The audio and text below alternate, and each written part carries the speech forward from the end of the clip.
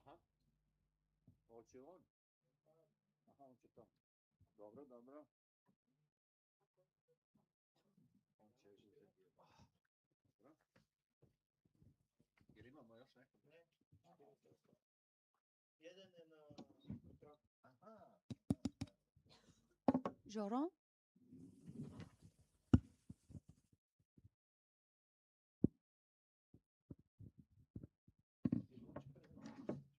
Той знае. Аз съм му казала. Но, Жоро, мой...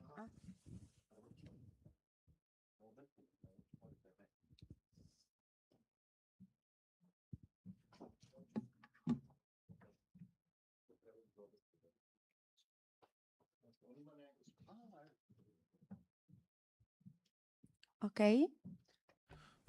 Окей.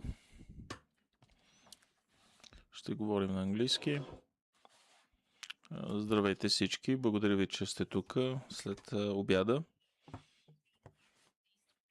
и че сте част от тази информативна и много интересна конференция,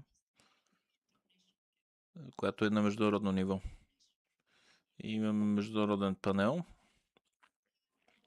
и в този момент и ще попитам от другите участници в панела, за да може да разберете колко много държави има тук.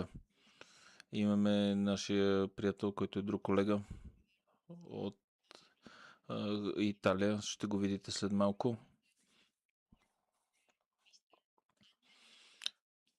Първо ще дам микрофона на господин Антони Николки. Аз съм създателя на щастливото родителство Малта. Не съм адвокат, но съм бил през семейния съд в Австралия преди в рамките на 30 години и в Малта и съм пътувал много през много конференции.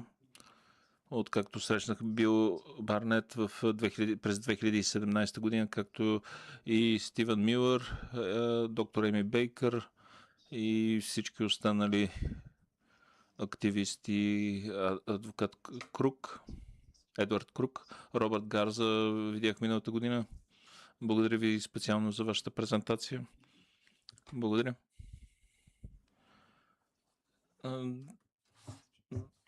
Моето име е Станислав Кожински, аз съм адвокат и идвам от Полша.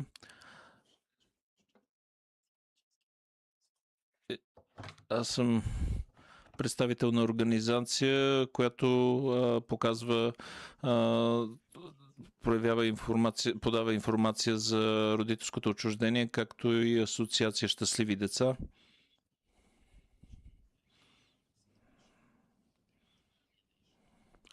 И такива, които са в ситуация на родителско отчуждаване. Имаме Малта и Полша. Също... Извинете ме. Аз ще говоря на сръбски. Аз съм из Сърбия и водим Център равноправно родителство, Център for Share И съм Parenting. председател на Центъра за равноправно родителство в Нови Сад. И докторирал съм на тему социални ради и отучение деца от родителя са Имам докторска степен на тема социалната работа и отчуждението на децата от родителите. Ова е една сяйна конференция. Това е една прекрасна конференция. Хвала вам, що сте That's a beautiful press conference. I forgot to speak English. Sorry.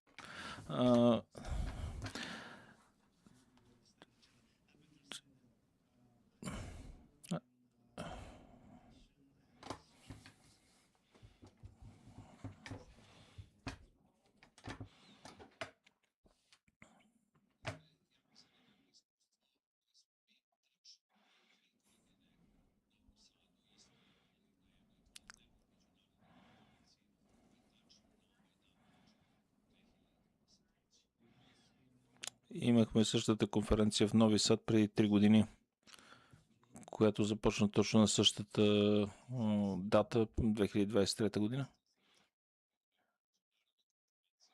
Също беше международна конференция по равенство в родителството.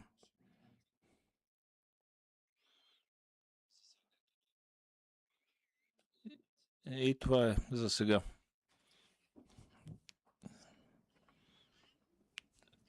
Аз съм Йорданка Бекирска. Аз съм международен семейен адвокат за 20 години и се занимавам с международни отвличания на деца. Това е моето PhD. Много случаи, при които има релокация, тъй че това ще е основната тема днес. Ще говорим за ерозия на родителското равенство чрез релокация. И не забравяйте, и ще имаме Давиде Пиозоне, който е онлайн и ще го видите след няколко слайда. Нещо, което ще обсъждаме после. Първо искам да представя себе си като президент на Комисията по семейно право на Федерацията на европейските адвокати за цяла Европа.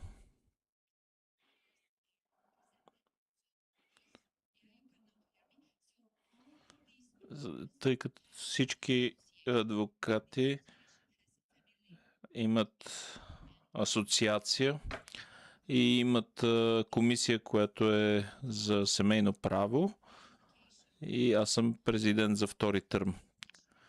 И правим координация между всички законодателства на международно ниво. И искам да говоря начина как може да се направи законово.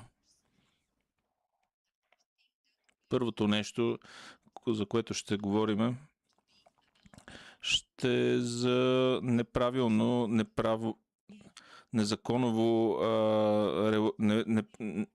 незаконова релокация и законова релокация. Знаете, че ние сме в свят, в който всеки иска в някакъв момент да се премести. Обикновено, когато имаш дете, искаш обикновено да го направиш с самото дете. Това законово ли е или не е законово?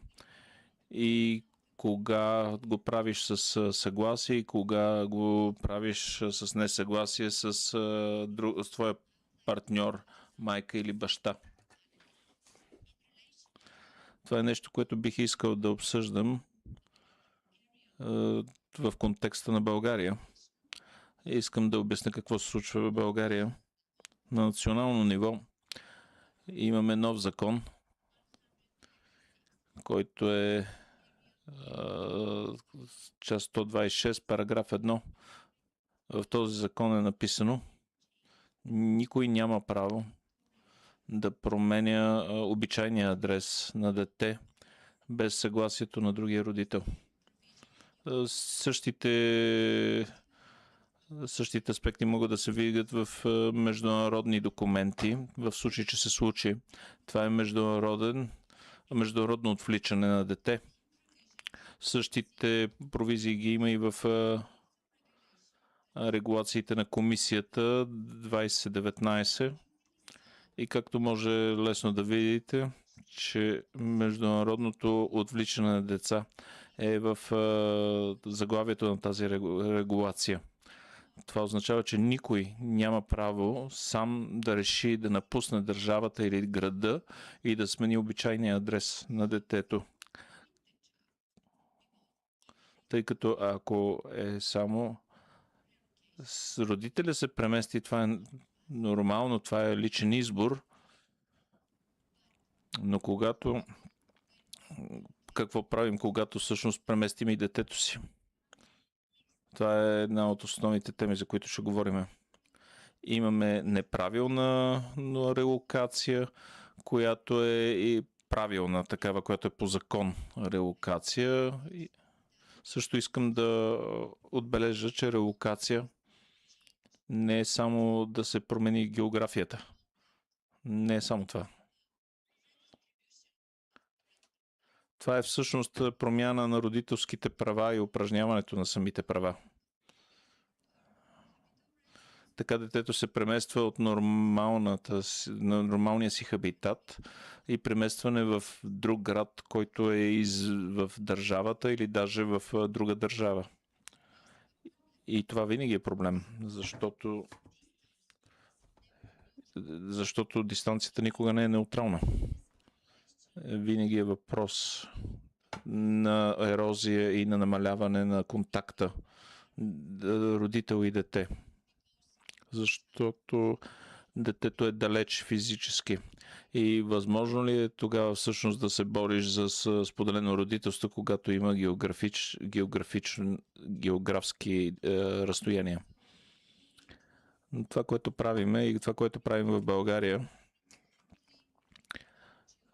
много трудно връщаме децата към техният нормален хабитат и място на живеене. Случваше се и това е обикновено майките, както и наистина това имам предвид, тъй като както виждате информацията,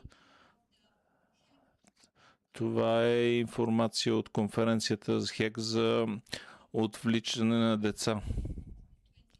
от 2023 година. Казва, че 75% от родителите, които всъщност вземат децата, отвличат ги, са обикновено майки. Което значи, че обикновено майките са тези, които наистина го правят. И те наистина вярват, че детето е тяхна собственост.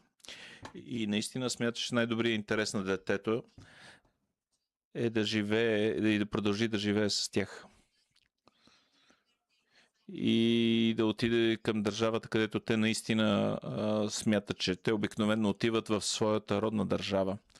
Или в държавата, където са техните родители и тяхното семейство, където те се чувстват сигурни. Аз го разбирам, но това не е правилно. Това, което обикновено се случва, това е най-често срещания сценарий, когато обикновено идваш тук за ваканция, а след това обикновено просто не се връщаш. Те казват, няма да се върна там, защото там всъщност има насилие и е голям риск за детето там. Няма никакво значение дали е международно отвличане или е в границите на самата държава.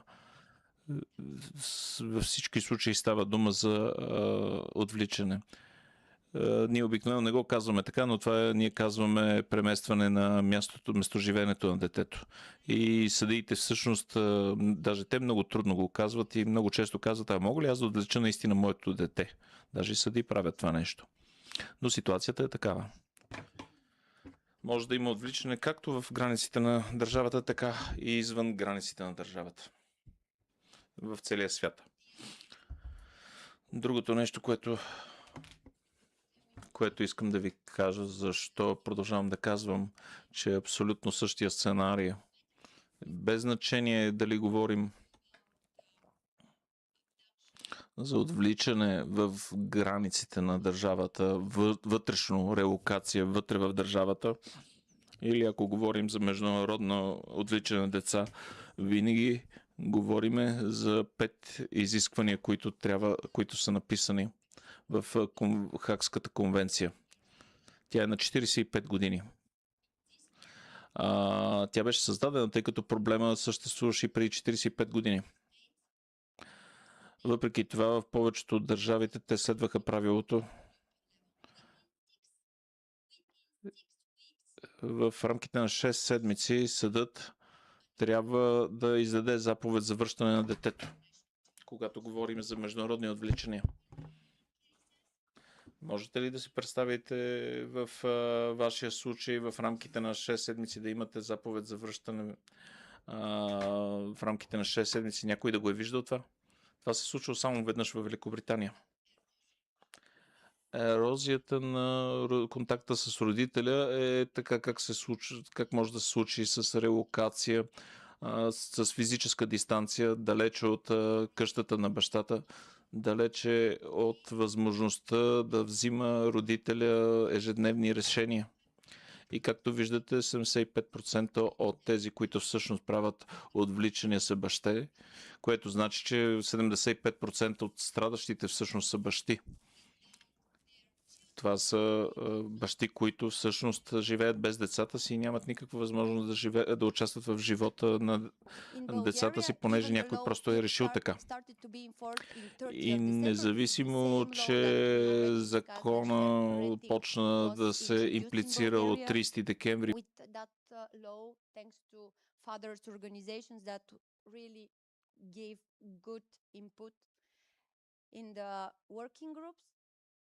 our municipalities still don't know that this exists, and they keep changing the permanent addresses of the children.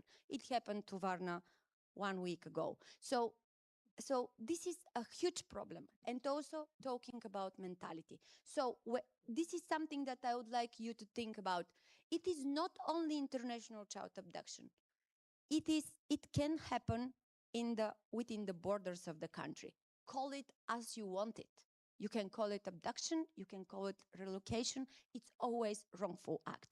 So because it put the connection between the parents in a grave risk. So the grave risk comes from there. And I really keep thinking that the wrongful child relocation and international abduction itself are a form of domestic violence. So this is one of the questions that I want to discuss. And also my next question is a little bit harder. Have you ever claimed a non-pecuniary damages in case of relocation? Because somebody should pay the bill, not only the child. So think about that, and I'm going to give the floor to my panelists. Thank you. So, Mike Okay. first. So, Thank you. to answer your first question, yes, of course, it is kidnapping of a child. Even parental alienation is kidnapping. It's kidnapping of the brain, like psychological kidnapping. So, of course, it is lawful and it should be implemented into the law. Of course, in Malta, we don't have a big state. It's a small island like you do here, and different states like America or Australia. But still, we've had cases in the past where they decided, like you said, you mentioned, they believe the child belongs to them, and they just pick up and leave. They say that they're going on a vacation, and they leave and never return. We've had issues like this with our members. We had one issue particularly. There was court proceedings. The passport was in court, the passport of the child. The mother forged the signature, got approval to fly, and she flew, and the child hasn't been returned since. There is international mandatory Interpol for her arrest, but somebody's protecting this person. So this is, and I have another question maybe now to you. We have an issue with another case, another member, that his wife or partner had 2 children. She went for a visitation in a non-Hague Convention country. I think it was near Panama somewhere. And this was, so the solution of this is go back to the education. I believe that we need to go education from a younger age, who you have children with. It's very important. But as a bar association, as the president of the bar association, how can we force or get these international countries that are not in the Hague Convention agreement to join the agreement? Because if they go in a country where the Hague Convention is not included or they haven't signed the treaty, then this is a big problem for the mother or the father. Or in case they go to Russia or the other paradise, Bulgaria. Bulgaria is also abduction paradise. We hardly return children here because we used to say that there was domestic violence. So in case of domestic violence that even was not announced, our judges think that this is a grave risk for the child to be returned. So we use that. So even if we are members of all international treaties, it is still abduction paradise. So I can understand that because these violate the rights of the children. And the first example that you gave, the case that you described, did you return the child?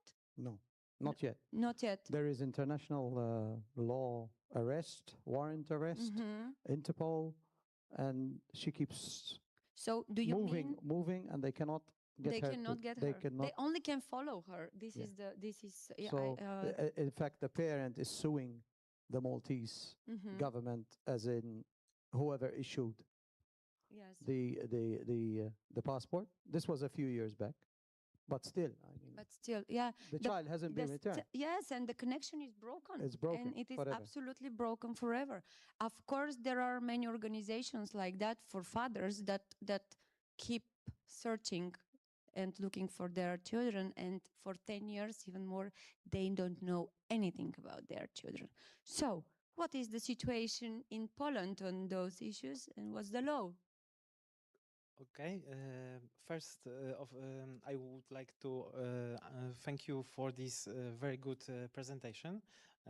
Very good data. I didn't know about this. Talking about Polish background, I would try compare this data to the Polish because they are very similar and we are very similar behaviors in Poland like in Bulgaria. We used in Poland to speak that Poland is the paradise for Polish mothers who come back from foreign countries after relationships with foreign fathers. And these fathers can do anything in Poland because in Poland how Hague Convention doesn't work. So you mean like Russia and like in Bulgaria? Yeah. So there is something in common. It is very not comfortable for Polish government speaking about this, but it is true that Poland is known as a country in which Hague Convention doesn't work. I- what moreover, Polish policy making conference for Polish people and presenting this how they fighting about Polish children, but then they don't allow to come back these children to the place where this child was kidnapped, and they making policy and they gathering lots of votes in this policy, and But it doesn't work in de facto. It doesn't work de facto. Yes. It's only by law. It's not doesn't work. Moreover, Polish policies making trying solutions to stop the put the legal acts and bills to stop to working Hague Conventions. In this parliament, we me to my association I have they come to me fathers from UK, from Italian, from Holland, from France, Married to Polish mothers who abducted their children in Poland. Polish Yeah. mothers had relationships because after when Poland came to European Union, they can move to travel easy Yes. to another To Schengen. countries. Schengen. And we have very loud cases. These cases were in Polish media. So moreover, these Polish mothers when going to Polish parliament and they presenting yourself as a victims. Of domestic violence. Yes, of course. and Because you should know for the audience, because we are colleagues and we know the only option not to return the child by law, by according to the Hague Convention, is to find a grave risk in case of return. So if you manage to prove that grave risk during the Hague Convention case for the child, then it means that the child shouldn't be returned. So this is what our colleague says, that this is how it happened. So the same story, it's here. So, and I have a question. Do you feel, you keep saying that the fathers come to you and you're talking about Polish mother. What do you have cases when Polish father take the children and the mothers are the one who ask for return? And what is the behavior of your court? Do you feel any discrimination between fathers and mothers? If foreign father take the child, then all Polish institution is working, and everybody wants to present how to is fighting about Polish child. But if it is in different way, Polish institution doesn't work. Every institution doesn't work and put the hands up. Yeah, so the same discrimination, it's not only in Bulgaria, we can see that And we have our colleague Davide is online. He's going to be the next one after our Serbian friend. Сега аз Čujemo se, jel? на български Чуваме така се, ли? да. We hear each other. Yeah, the right switch English, not Bulgarian. Sorry. Imamo dve stvari koje su ovde jako važne. We have two things that are very important. Jedna je dovođenje dece u Srbiju, a druga je odvođenje dece iz Srbije. One is bringing the kids to Serbia, and the other one is abducting the kids out of Serbia. Mnogo teže je odvođenje dece iz Srbije, posebno što obično i idu u zemlje Evropske unije gde je mnogo We have, strožije. because we are not member, I'm adding a bit, Serbia is not member of the European Union, much more abductions abroad because the parents go to countries in the European Union. I u ovom momentu vam mogu reći da čak i onim bivšim zaraćenim stranama postoji problem gde između Hrvatske i Srbije, gde je dete iz Hrvatske dovedeno u Srbiju ili dete iz Srbije odvedeno u Hrvatsku. As we had a war in the past between Croatia and ex-war, yeah, in the past between Croatia and Serbia, we have a lot of kids going through that border, coming from Croatia to Serbia and from Serbia to Croatia. Sve slučajeve za koje ja znam su majke odvele decu, odnosno ni u jednom slučaju ja ne poznajem da je otac uspeo da odvede decu. All the cases we know are that mothers are abducting the kids. We don't have any case of father abducting the kid. Reagovanje sistema je jako loše po dete, ali je jako dobro po majku, odnosno po onoga ko je izvršio kidnapovanje. Regretfully, the system works in favor of the mothers and not in favor of the kid. Mostly they favor the mother who did the abduction.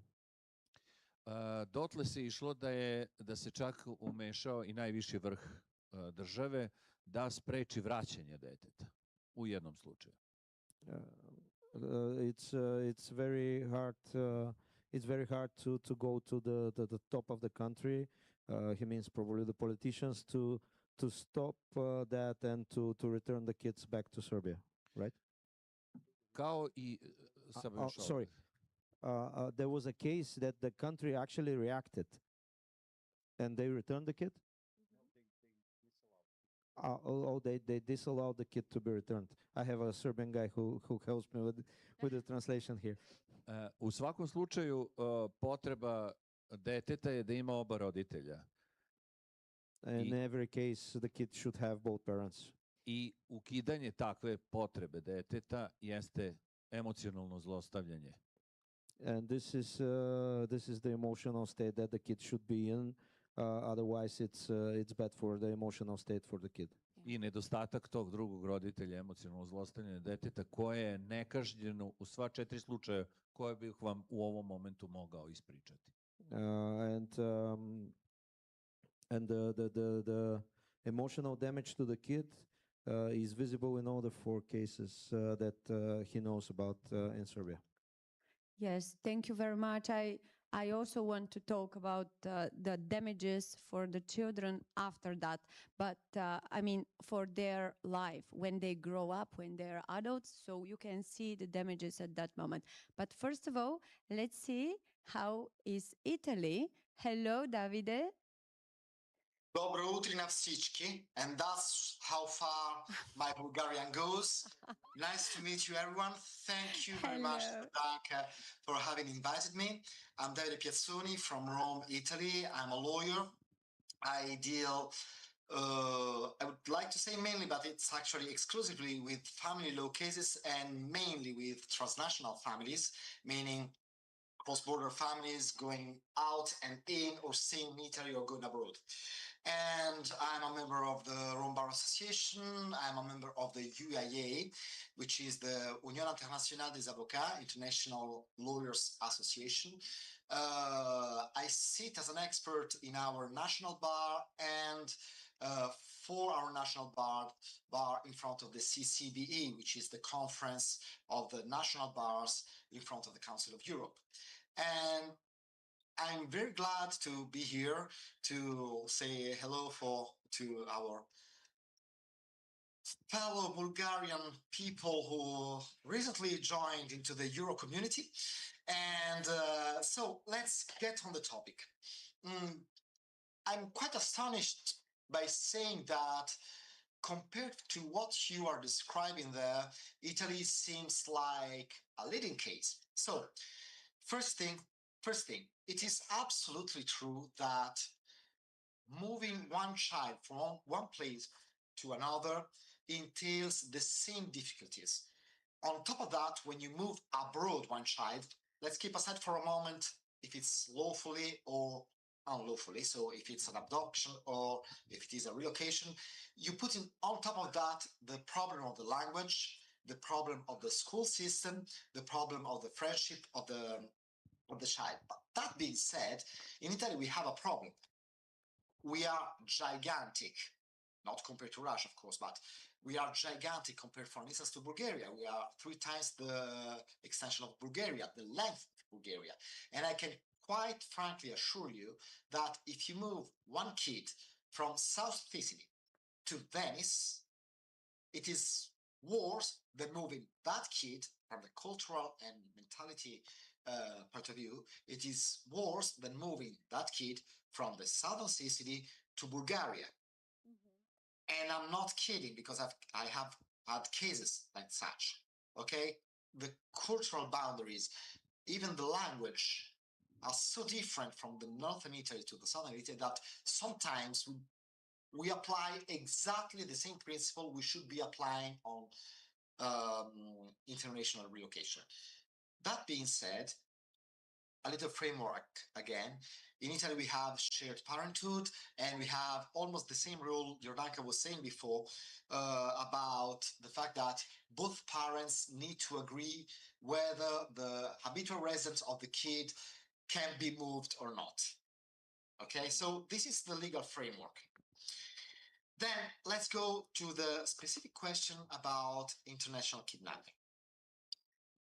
No, I have to say that in Italy we have specialized courts in international kidnapping. Such cases go to the juvenile court and they are dealt with, if not in 6 weeks, 8 weeks or 2 months and a half. So in a very short delay of time. The Article 13 exception, meaning the grave risk of the child, is an actual exception which is claimed in front of court, but it has to be proven. Okay, it has to be demonstrated that there is an actual risk in getting back the child to the previous country. So it is not sufficient to say I had domestic violence issues there, or my husband or my wife were drug addicts and so on. They screamed in front of the children and so on. You actually have to prove that. Which leads to the other main question. Is there a maternal preference in Italy? So is that Italian courts tend to, so to say, have a better ear to the mother's claims than to the father claims? Not in my experience. Okay, what do I mean by that? First of all, I fall into the 23% of cases because all of my international abduction cases are the father bringing the child to Italy. Okay, which is something. Mainly in southern Italy. And that is a thing because in southern Italy we have a culture of strong family boundaries and so on, where the man is the man, okay? And he actually decides what has to go on and so on. So most of these cases are a man goes abroad, have a child with a woman there, then the woman is more emancipated than the average usual southern woman in Italy. So he does not like that, and he comes back to Italy with the child. unless he proves that the mother was actually a violent person, and unless he proves that the mother was actually a drug addict, the child goes back. Likewise for the mothers. But there is a difference. The difference is that we have another rule in Italy about domestic violence. The offended person, usually the woman, in front of the criminal judge, is considered as a witness. Okay, so she's considered as if she says always the truth, which means that culturally, not legally, but culturally, in our abduction cases, when a mother says or claims that there was violence in the house, or that the man was a drug addict, or in any case that there was something like that, the judges are more prone to hear to her than to The opposite, than the opposite. exactly. So I don't know if I answered all of your questions. I have got a lot of more things to say about. Yeah, you did. Thank you very much. I have additional question because you was mentioned the crime. Is it crime in Italy to relocate or to abduct the child without the consent of the other parent? If you do it from Italy to abroad to another country, or if you bring the child from, let's say, from Bulgaria to Italy, and is it a crime? It is a crime indeed, Okay. which is a problem. Okay. And I'm saying why. Yes, tell me. I know why, but tell the audience. Among the exceptions you can raise is that, in Italy at least, is that if the mother, usually the mothers abroad, in any case, if the other parent comes back to Italy, then he or she would be incarcerated, imprisoned, and so the relationship with the child would be, in any case, cut. Okay? That's why we strongly recommend our clients not to file a criminal complaint, because the risk is that the child would never come back because of that. Yes, that's Okay. true. Yeah, this is actually the idea of the Hague Convention. The idea of this treaty, international treaty, is again to collect the family together, not to have more cases, but to collect them in the same country, not together as a couple, of course, but so the child to be safe. This is the idea of the treaty, and this is the idea of the European regulation. And the problem here is what we do in this situation. We have a question from the room. This one? Yeah. We have a question from Robert Garza. Okay, we have a question from Mr. Garza. Hi. How is it considered parental abduction when a child is taken out of the country, but not treated the same way when a child is kept within the country and denied to the other parent? Like Anthony wants to. Yeah, just as I mentioned, it's true. It's abduction. It is abduction.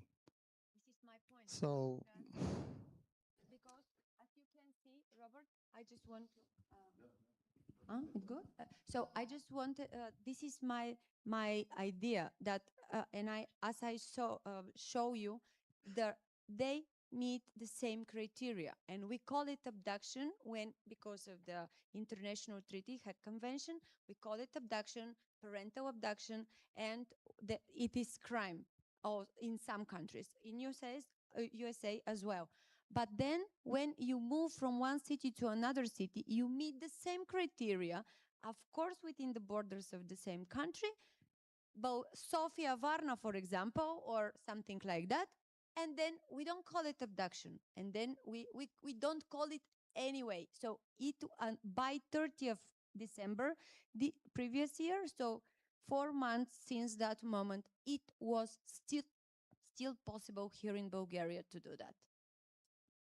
Thank you. And just so the three strikes law that I talked about earlier, it's only for in-state only. That's where the three strikes is in the law. It's in-state only, but out of state, it becomes parental abduction. And that way, you could bring them back in, and the same works out of the state or out of the country is the same remedy. Yeah. I did have another question. And by what evidence standard is a great risk? And is it, like by what evidence is it just saying it or proving it? As David mentioned, you should prove it, not just say it. And there is really high standard for grave risk. It should be really high standard. But what I can notice in globally in all countries now, when you say grave risk and when you mention that you was victim of domestic violence and you're afraid of that, and because you were the victim was really afraid to announce that, to make a complaint, or to try to find help, then this was the reason, because this is the protection of the victim, and this is how it works. And it's a pandemic. It's all over. It's not only in our state, and it's a problem. So I look at something about Poland. Our colleague from Poland wants to answer? Maybe I give an example of Poland. And in Poland, it is not crime. Wrongful relocation is not a crime, and is the cause that Polish government refused to give children back in Hague. Yes. Refuse because it is not crime, and it's the cause that they refuse to give children back. Who are wrongful kidnapped, and we had cases that mothers which had international arrest warranty because they had because of, for example, they had sue in Belgium courts, and the Belgium put the international warranty letter, and the Poland refused giving back this mother because in Poland it is not a crime. And moreover, these mothers were coming to Polish parliament and were introduced yourself as heroes who are fighting about child rights, and they fighting about their rights. It's not, moreover, they go on commission in Polish parliament, and they introduce as experts, specialists in child rights. Moreover, Polish ombudsman Polish ombudsman children's eyes is blocking Hague Convention working. She doesn't want Hague Convention is working in Poland. She's blocking this. Mogu ja da kažem šta je, što se tiče Srbije. Can I say what is going on in Serbia? Oduzimanje maloletnog lica je krivično delo, tako se zove. Getting a child from a parent and abducting it, it's a wrongful, and it's a part of the penalty code. Ali ovako, postoje 4 stvari oko koje moraju roditelji da imaju saglasnost. Prva jeste prebivalište deteta. And there are 4 things that both parents have to agree on. First is the location of the kid. I ono jeste vezano upravo za ovu temu. Ako je prebivalište deteta na toj adresi, ne može se izvesti dete ni iz zemlje, ni u drugi deo.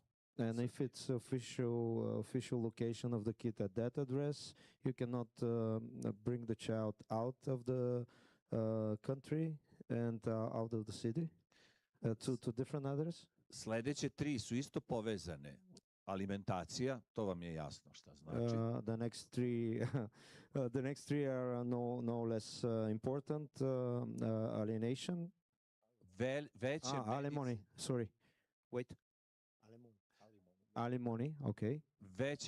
Veće medicinske intervencije. Important medical interventions. I odlučivanje o imovini deteta.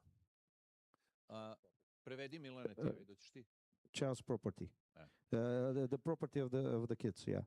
Znači, te 4 su važne, ali se često dešava da ni po jednom osnovu roditelj koji zloupotrebi to roditeljsko pravo, jer to je roditeljsko pravo, ne bude kažnjen. Kažnjeno bude dete. And if some of the parents violates abuses violates those one of those fours, the penalty is not for the parent, but it goes for the kid. If revocation of the kids is happening and something else. Krivično delo bi bilo, odnosno kriminal, kako kažemo, bi bilo i prevođenje deteta u drugo mesto, ali se to apsolutno nikada ne tretira kao krivično delo. Relocating the kid to a different city is also a criminal offense, but nobody is treating that as it is. Važno je ovde da vam napomenem da u okviru promene prebivališta u Srbiji to rade i očevi i majke. It's important to tell you that where the kid is, that's the place where the both parents should work, right? Rade? Where the child resides. So maybe I can. Let me try and explain. So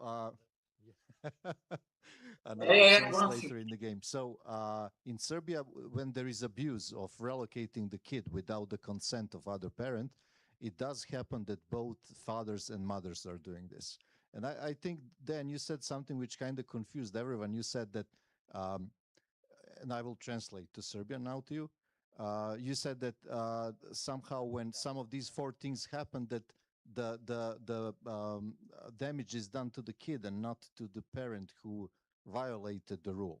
Pa ako možeš da objasniš, rekao si da šteta ide po dete, a ne po nekog od roditelja koje je prekršio. Da, zato što je dete svaki put uskraćeno i drugog roditelja i mogućnosti veze sa srodnicima, jer nije samo drugi roditelj, odnosno otac ili majka, nego su i svi srodnici praktično sklonjeni, a to je po konvenciji u stvari pravo deteta. Okay, I get it now. So Dan is saying that one thing that we might have not been looking at that way is that whatever happens and that one of the parent thinks he's doing against the other parent is actually being done against the kid. Because if he's being depraved of his family, depraved of his finances or anything else, that goes directly against the kid. Postoji još jedna mogućnost da roditelj traži putem suda da se donese odluka da samostalno izađe bez odobrenja drugog roditelja i sud procenjuje interes i da li postoji prepreka za to. Thank you very much. I just want to make a quick round for all the panelists. Just want to ask you, what will happen in the court in case the child says, I don't want to return? What would be the reaction of your judges? We have 3 minutes to close the panel, so just a quick answer. What will happen? And you can say what you want. Well, this is why an investigation needs to be done. An investigation of if there is any alienation. So they just accept opinion of the child, or? Well, this is the veto of the voice of the child. A lot of the people think the voice of the child, our ex-president, for example, in Malta, keeps pushing for the voice of the child. Okay. When the voice of the child is not veto. Okay. Like Robert said and others said yesterday and today, you don't let, if they say, I don't want to go to school, yes, you don't just let them not go to school. So you say that the judge, the court doesn't accept just as a but that's why because the smoked of the authentic voice of the child, the authentic, real, genuine, it's smoked. Yeah. Right? It's brainwashed. It's manipulated. Yes. If it's bought and if it's covered, the alienated child normally becomes the best lawyer of the alienating parent. Yes. So it becomes the best defender. They will defend. It's a defense mechanism to defend themselves against the targeted parent. So you say that the judges are experienced enough to investigate The that? judges know because they said themselves we don't understand in child psychology, so they get expert. Okay. But we believe there should be more thorough investigation to find out whether it's neglect, domestic violence, or parental behaviors. Okay. Thank you very much. Davide, tell me what is in Italy when we talk about child opinion. Very quickly, how do you hear the children's voice? It is considered as important, but the judge does not play on it, so it does not adhere completely to it. It is considered as an important opinion, okay, but the judge can decide otherwise. And I want to add one thing. We have a double jurisdiction, okay, civil jurisdiction and juvenile jurisdiction. Such cases as children abduction are the juvenile jurisdictions, okay? And in the juvenile jurisdiction, we have legal judges and psychology judges. Okay. So in the panel of the judges, you have two psychologists or pedagogues who can understand what is going on in the child's mind. Okay. So it is like a forensic expert opinion, or they are judges that... We are judges, which is another part of the program, because then they do expertise without you knowing, but in any case, in such cases, it is a very good thing. Okay, I understood. You can understand. Okay, thank you very much for that input. And Mr. Kuczynski, what is the situation in Poland? I will tell about Poland and Hague Conventions, background experiences. So every case is different, but in Poland it is working like this: that if the parent who is trying to avoid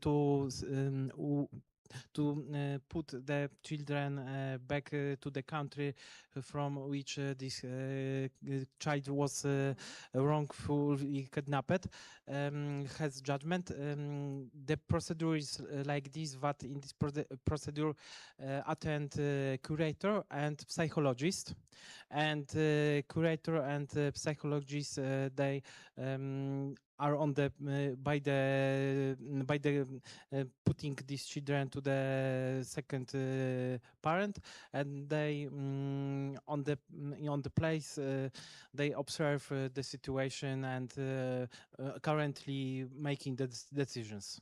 So it is different. Every case is different. Yes, I see. So thank you very much for that.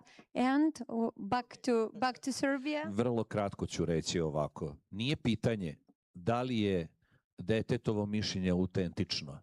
Pitanje je koga dobija, koga pribavlja, profesionalnosti, obučenosti i zaista kompetencija onoga ko dobija to pitanje, odnosno ko izvlači to pitanje. So the key question here is not what we should focus on is much more on who obtains this opinion from the child.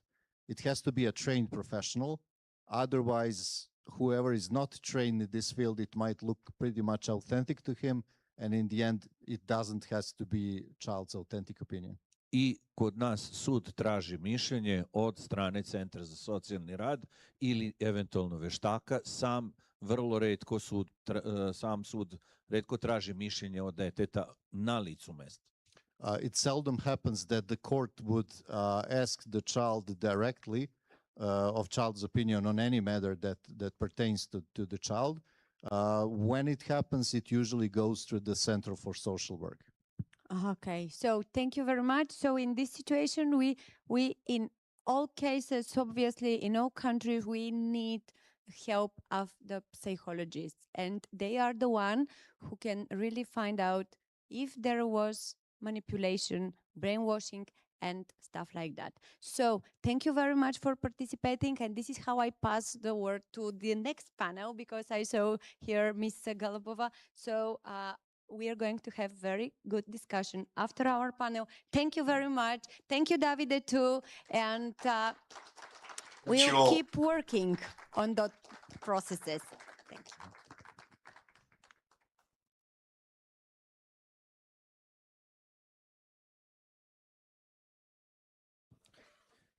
Здравейте от мен. Следващия... Hello everyone.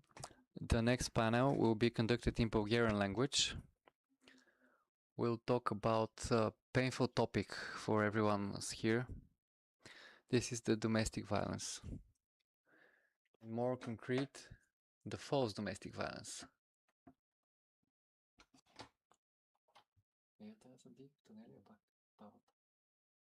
Не, тя това е гълбова. Let me introduce everyone who's going to participate. Please come to the stage. I would like to have this panel in the form of a discussion. And here we have people from over 10 different countries.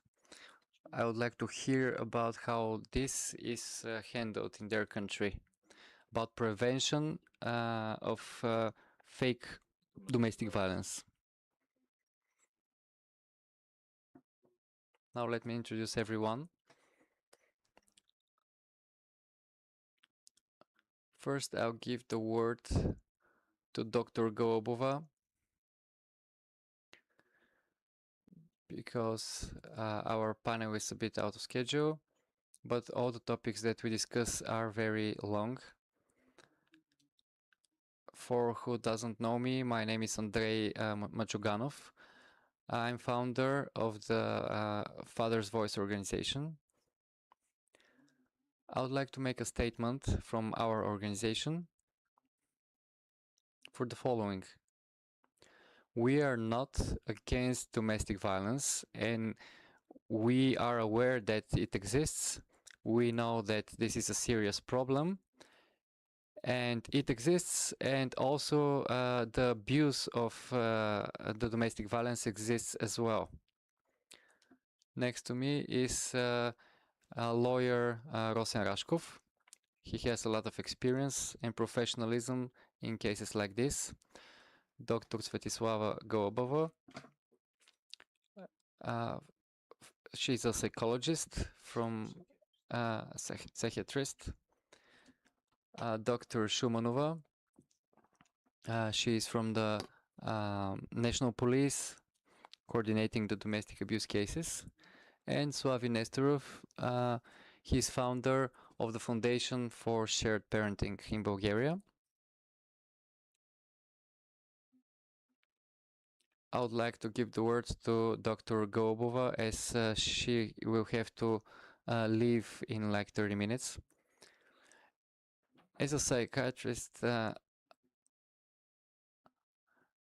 you seen cases where a real conflict is just masked as domestic violence? Hello, everyone. I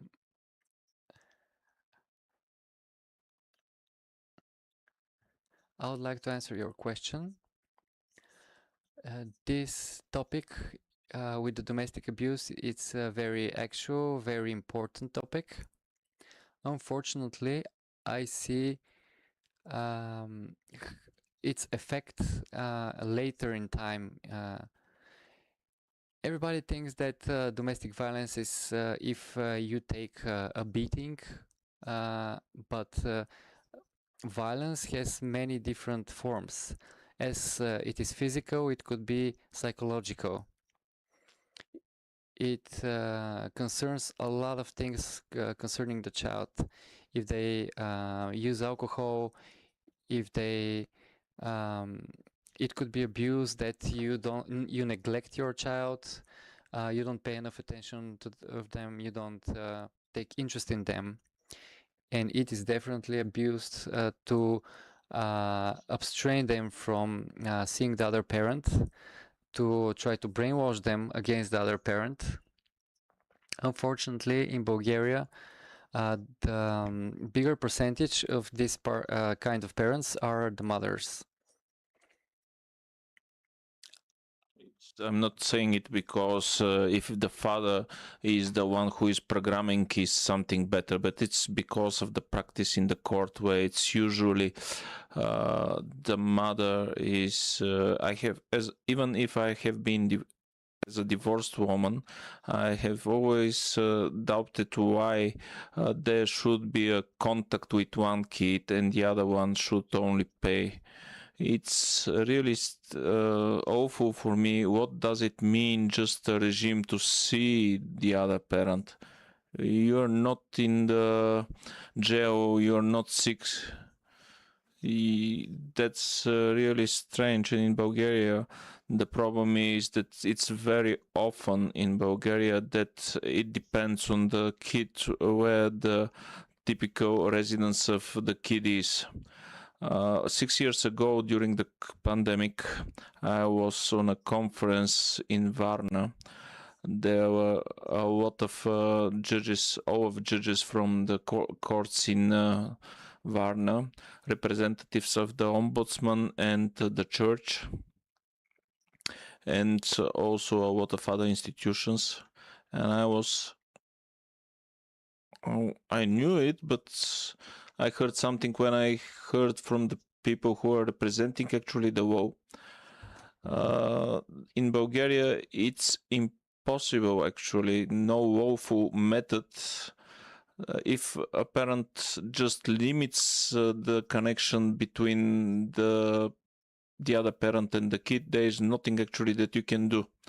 If you don't pay the monthly payment to the kid, you are going to get a penalty. But if it is for a kid, that's practically impossible. And there is no execution. And for me, this was something terrible because I understand that it is a problem which have a very deep roots, which is connected to the emotional intelligence of it's painful to me, but the emotional intelligence is not recognized. It's not highly regarded in Bulgaria. A lot of people say she or he is intelligent. So what? The emotional intelligence and the rational intelligence is completely different. The emotional intelligence is something which gives us the ability to recognize our emotions and to govern our behavior. We cannot work with our emotions. They are what they are. But the representing of our emotions is something that we must. The lack of high emotional intelligence is what actually causes those problems with the separated parents in Bulgaria. I'm saying that it's not only the divorce, but also the separated. The worst is actually when those separated people actually live in the same family and they represent themselves as a family, but they are not. And the price is paid by the child. When the parents don't have the understanding that even if they separate themselves, they will still be parents till the end of their life, and they continue actually fighting those wars, and it's the kid who is paying actually the penalty. And it's not only during the childhood, it's during the adulthood. And most our patients are it's bar symptoms, depressions, and so on. And when I start to actually ask those patients, I have a lot of practice, when 50-60% of them usually are coming from family in which there was no harmony, in which one of the parent was targeting the other parent. I had a 50-year-old patient who figured out now at this moment that his father hasn't left him, which he has been told for years. This person is with very good performance in life. He is very good, but he doesn't in professionally, but he doesn't have a family because he cannot heal the wound.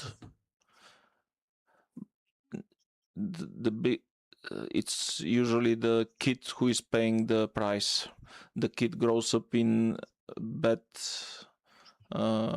habitual habitat, and usually the result is some psychological problems For a kid, it's very important the family relations to stay harmonic. They can be harmonic, but we in Bulgaria, we don't understand that after separation there can be harmonic relations. It becomes a matter of life and death to fight battles, to drag the kid into the court, and the kid should say either he wants with one of the parents or the other. Unfortunately, I don't see any active work with the empathy towards the children, even in the social services. I have had many cases in relation to my the court procedures. My experience is that usually they simply ask the kid, where do you want? The kid usually says, just before that the kid was told that his mom or his dad is bad, and what the kid does is usually just reply what he has been told. Says the syndrome of the paternal alienation is a result of extremely severe psychiatric abuse. There is no blood, there are no visible wounds, but there are internal ones in the psychology of the kid. I will ask just questions. So, do you think that annihilation is parental alienation is a form of domestic abuse? How do you see it? Yes, of course. I think this is one of the very harsh forms of abuse, because it has consequences for life. I see this in even grown-up people at a very later stage in their life. I have talked with many people during their cases, especially with mothers, and I'm saying, okay, don't you understand that the identity for a child comes from the father? We mothers take care of other things. We have other functions, like take care if the child has eaten and been taken care of. But the father is the person who teaches morality and how to defend ourselves. And the father is a figure for a little girl, especially, how she sees the man and how she would see the man in her life later. The father forms that norm. And we've heard this saying that the little girl that wasn't daddy's little princess, she has a little chance to become a princess for somebody else at a later stage. Have you seen in your practice falsified false allegations for domestic violence? Yes, I have seen it. Actually, I have heard it from a woman to a woman. Just use the domestic violence court procedures and it's gonna be job done. What does it mean to twist domestic violence procedure in the court? First of all, just think that you have chosen for this kid the father. You did it, nobody else. You chose this father, and after that you decide and tell the kid your father is bad. No, nobody has the right to leave the kid without contact with the other parent, with his creator. For me, as a person who believes, it is a sin. It might sound as old-fashioned, but it's a sin. I'm divorced. I have 2 children from 2 fathers, and we are a nice Italian family. It has never come to my mind that I'm going to limit the contact between my kids and the fathers. their fathers. There have been cases when those fathers went away from other women, but in my opinion, that's fault to the kid. We will pass away, but what we will leave to the kid, that his father is bad. Unfortunately, in Bulgaria, in most cases, it is the mother who programs the kid. Now I'm going to take it to the lawyer at the table. Lawyer Rashkov, could you please tell us more about the law against the domestic abuse? Let's talk a bit about this. And also my second question is, when a parent ends up convicted of domestic abuse, does this mean that this is for life? Is there a path to rehabilitation? How do you think? Hello, everyone.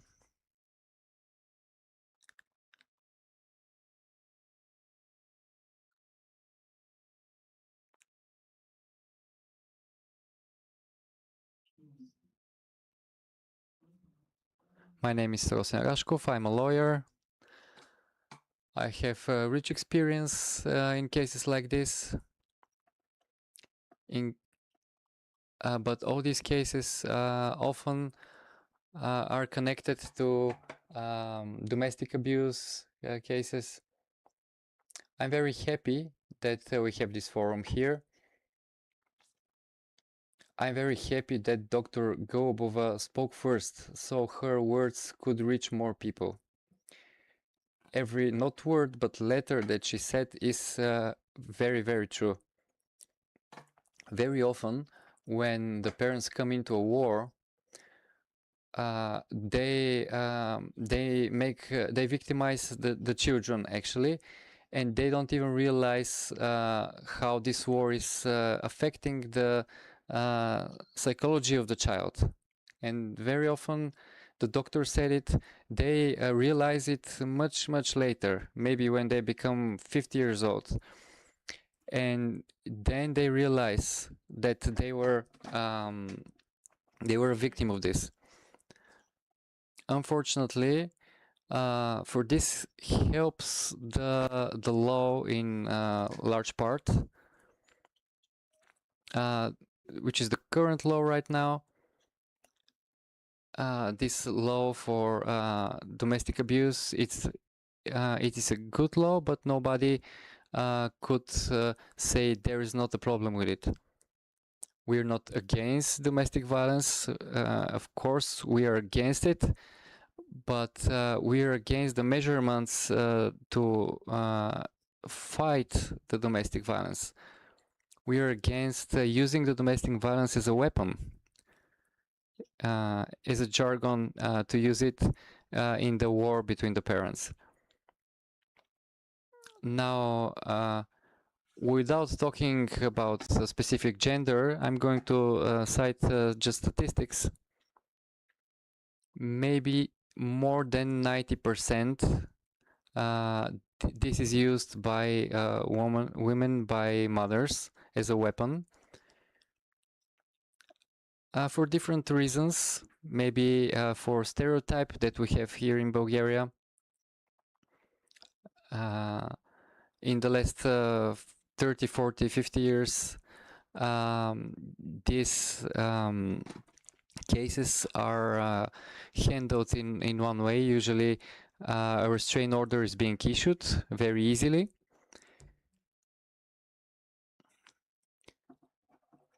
And also, when this report is being submitted by a father, it is being looked at in a very different way. These are the statistics. There is a very wide abuse of this law, because just filling one document by the mother is enough, and this is considered evidence, even if there's no actual evidence. the document itself that they feel is considered evidence, even though there's nothing else needed to issue this document. It's just a matter of filling it. And the idea is to get immediate protection for real victims of domestic violence. And in real cases like this, of course, this is not a problem. And this works well. They need to have fast protection, and such a warrant should be issued in the same day. The problem is that usually this warrant cannot be overturned, and practically a lot of courts accept that it continues to be in practice even after the first level, even after the court has stated that there are no proof. It can actually continue to be in practice in the second level of the judicial system, and I believe that this is not normal, because he is going to wait till the end of the whole procedure. Although those procedures usually should finish in months, sometimes they finish in years. It can be 1, 2, or 3 years, as it's usually when there are some malpractices, procedural malpractices, to delay the process. So usually it is the father who is usually limited, because nominally he doesn't have the right even to get into contact with the kid. And this is the other problem of this law. There is no difference between physical violence over the children. It doesn't really make any difference between physical difference, usually from the father, or between the parents, a real physical abuse, or just somebody just stating that something has happened in front of the kids, and usually the court decides that this is a psychological abuse, and the court issues the warrant, which can go for as long as 18 months. There are so many problems. It's not just that you cannot overturn the warrant, the emergency warrant. It's the problem how they treat the warrant, that it must end with the decision in which it is overturned. It is a problem with where you can move from one territory to another. A mother can simply go from one place to another and just file a case in another town or city or district court. It's very short how many problems there are with this law, who is actually a weapon. And although I'm not a lawyer, it must be a fast procedure. In practice, I have a case which is over 2 years for domestic violence, and it hasn't finished. Let's discuss with Head Inspector Shumanova. And I will ask the questions: how do you recognize manipulation from real risk? Thank you very much for your invitation. As you have noted in the beginning of previous panels, the directorship of the police, national police, we want to be in contact with the organizations, and you are welcome in our organization. Thank you for what I have heard. Unfortunately, I wasn't able to participate yesterday. My colleagues who were yesterday will tell me everything, and I will present to the national police head what we have discussed. I want to say something about which is a little bit in advance, just to understand what the Bulgarian policeman does. 3 years ago, in the national police, there was a structure which was created and it was code for domestic violence. It was created a little bit before the case Deborah.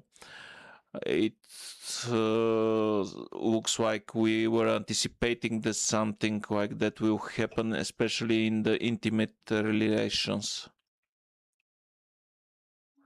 The domestic violence sector controls over 15,000 policemen. When I started governing this system, we found out that the usual policeman, it's very hard for the typical policeman to find if behind the door there is domestic violence or not. Because you can imagine, for a policeman, he hears that somebody is shouting, crying, and hears emotional interrelationship, and they go inside to understand what happens. Because of that, we didn't want actually to invent something completely new, so we asked our colleagues from the United States.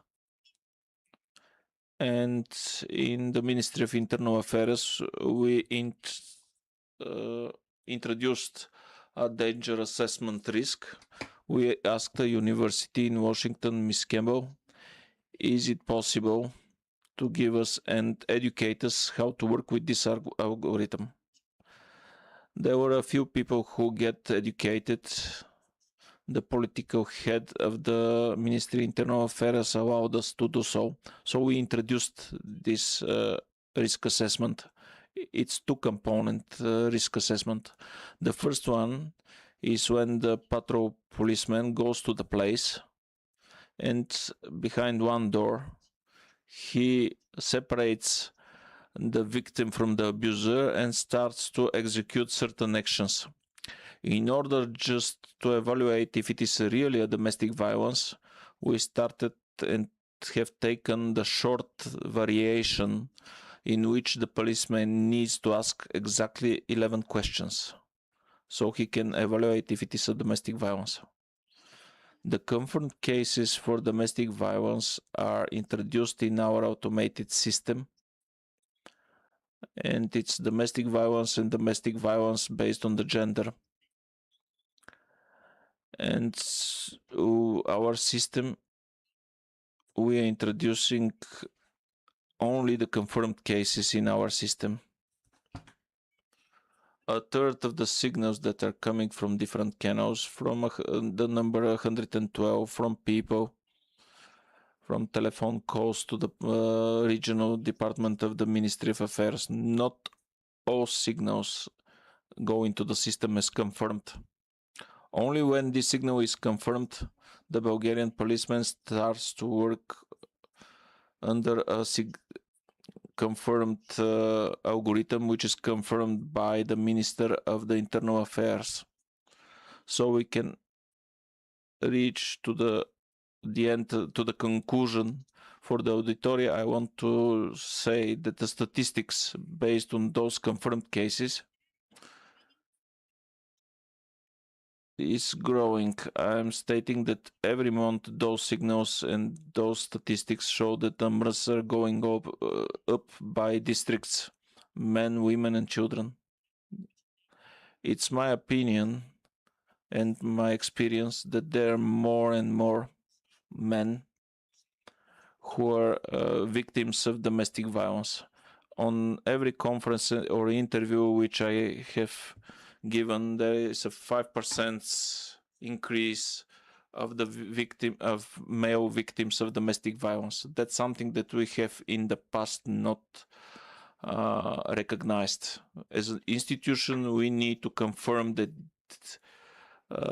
it's very clear that in some situations this law is weaponized, but we cannot say that the domestic violence is not a significant and social issue. As policemen, we need to work professionally. We need to be professional when we work on every domestic violence case. And the fact that we have evaluation of risk assessment, it doesn't really mean that we don't look into the other proofs.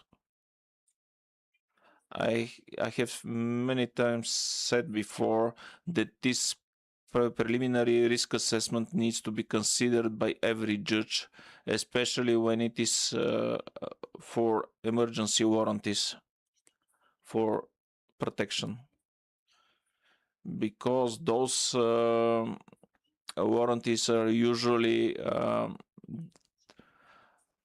discussed by the judge, usually without the two sides participating. It is the policeman who visit the location and who decide if it is or there isn't. Although I have sent those documents to the Supreme Court at many places, they don't require it from the Ministry of Internal Affairs. от Велико Търново, който Last year we had a very interesting case. We had a policeman who called us, and he has a personal case like that. During his separation, there was accusations against him from his wife, and immediately he was suspended from work. His weapon was taken and the badge as well. So he had to go for a settlement, and he had no choice but to settle for much less than expected. So he managed to agree with his ex-wife that she would take away the order if the abuse report, if he agrees to just 2 weekends for the month. Hello everyone. I'm happy that I'm here. I'm happy that we both look in one direction for the children of Bulgaria.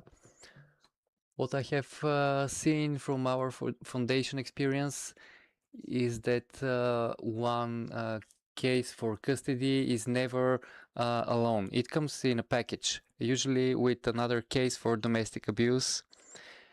And these cases, how we treat it in jargon as the bet of the justice.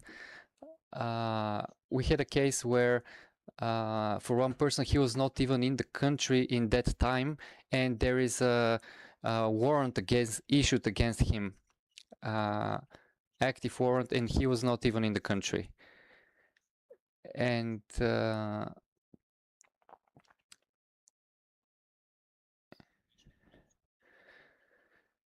when a parent goes into this situation, it's very hard because they have to defend themselves. They have to explain why this happened, why that happened. And when the warrant comes, this basically shuts their mouth. And I'm not a lawyer, but this is something that has to change in Bulgaria, and we are fighting for it. We made the first steps, but the war is not over. And unfortunately, 2 generations now maybe are growing up without one parent because of this law, because of this old way of looking at things. And old institutions as well. One of the main things when we created our organization is to change the legislation of this law for domestic abuse, is so that it would protect the people who are victims of false allegations as well.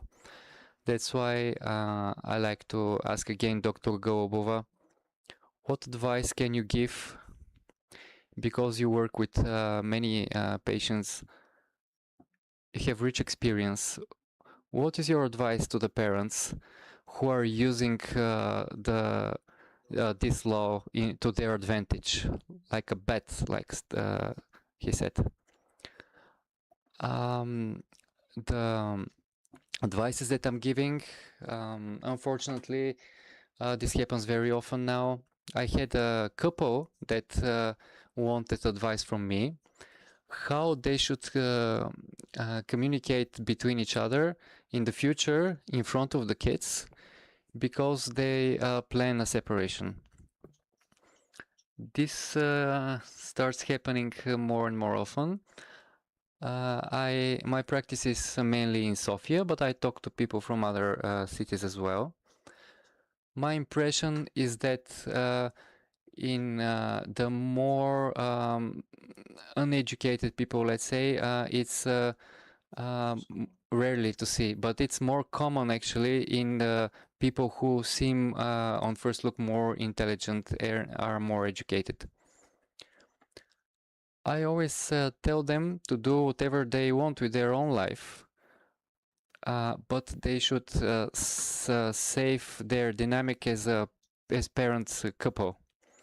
This is very important for the kid to hear nothing bad about the other parent, and to handle the conflict far from the children and in front of them, to work as one, to work as a unit. Because it happens very often that in front of the children, the parents contradict each other, and this becomes a conflict, and one of the parents look as the bad parent because they're not allowing them to do something or has a specific opinion on that. It is important that one child gets the same from both parents. But it happens very often that one parent wants to kind of win the love of their children, so they allow some things that are not allowed from the other parent, or they try to buy the love with presents. The best thing is for the parents to decide together things regarding the life of the child, what sport will be practiced by the kid, or something else, but they have to do this together in front of the child. I have said to many parents that it is not okay to leave the kid to decide instead of you. So you decide, the two of you decide to create a family. It's that 60% actually of the children are born without this official family. You decide to create a family, and at one point when your relations start to deteriorate and they let the kid actually to decide and do the decision. This is extremely unproductive and is contrary to the interest of the kid. But unfortunately, very often,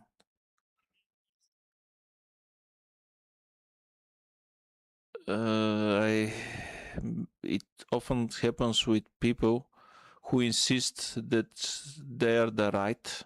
They're always right, and they always insist the kid to have their own, the same opinion, even when the kid is already a grown up and an adult. I have had a case a year ago, a mother who has wanted a consultation for her daughter who is 22 years old, which started to contact with her father and wanted to see her much more often. And I had to tell to this mother that she is not the kid is not a furniture, and this is the bad thing for a child. The child is not subject; it is a human being. You need to give him roots and wings. In the organizations who are participating in parental rights, we also commenting this law not only as a weapon, but also not fit enough.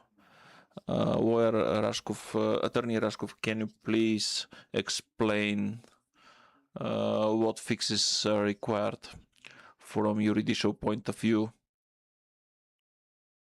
Can you explain, please? Thank you for your question.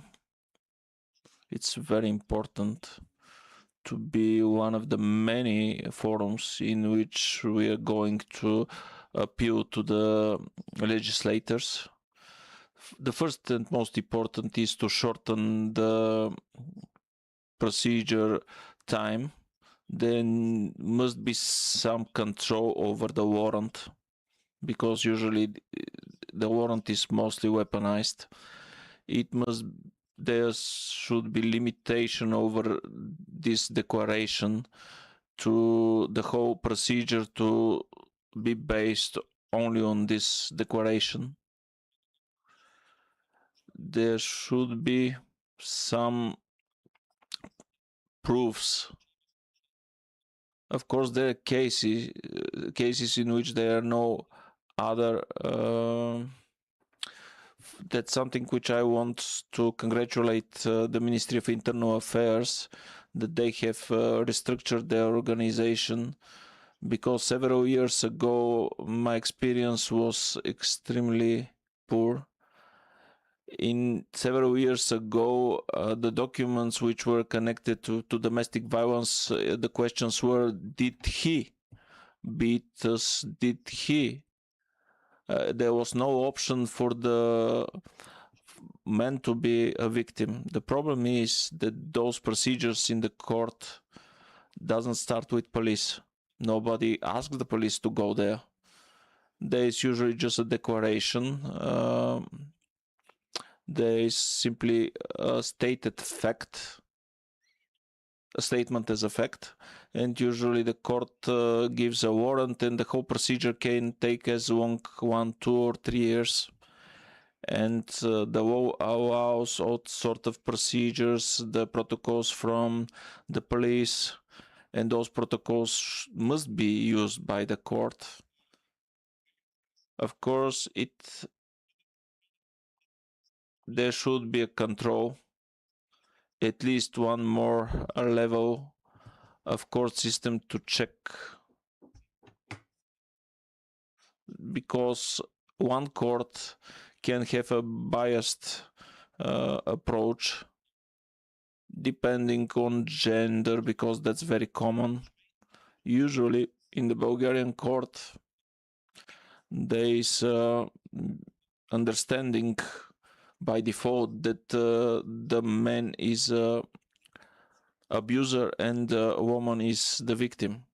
Of course there are such cases, but you cannot assume and base your decisions on assumptions and use the stereotypes, because when women speak between each other and one friend tells to the other, you can just file a case, and it's so fast that he's not going to see the kids in 3 years or even more.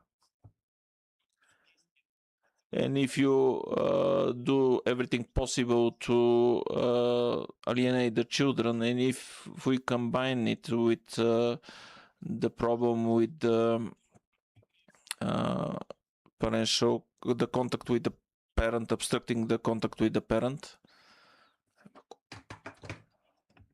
You don't have much options. You need to collect evidence yourself in cases like this. And this is very time consuming. So there's no fine in most cases for if it's a first case like this for the mother or the father, and this requires a lot of time, and this is time that you cannot see your child. So I think we need to work on the time aspect of it.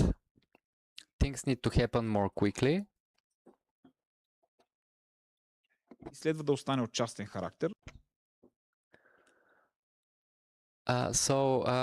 Here maybe should be some changes in the legislation. about how we handle this type of crimes. If it's a crime that's pursued by the victim or by the police. But we have to be careful about this. So right now, every domestic abuse, doesn't matter what type, even if it's just one case, even if it's something very minor, it could be used by the other parent. And there has to be a case. And there are several different type of crimes related to domestic abuse.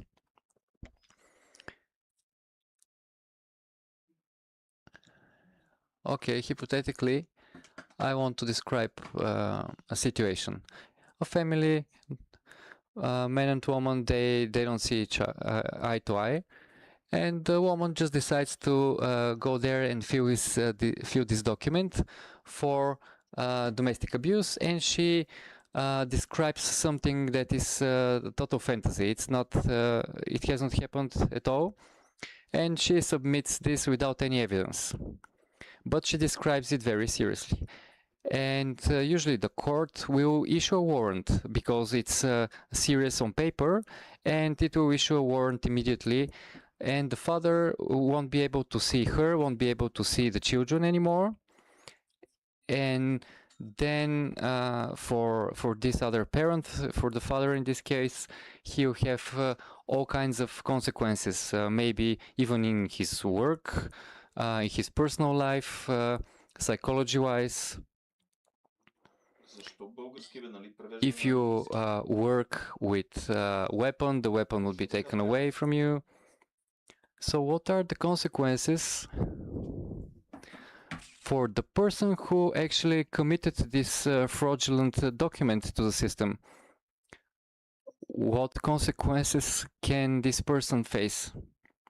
So are you asking for in theory or in practice? Well, in theory, there should be penalties for this.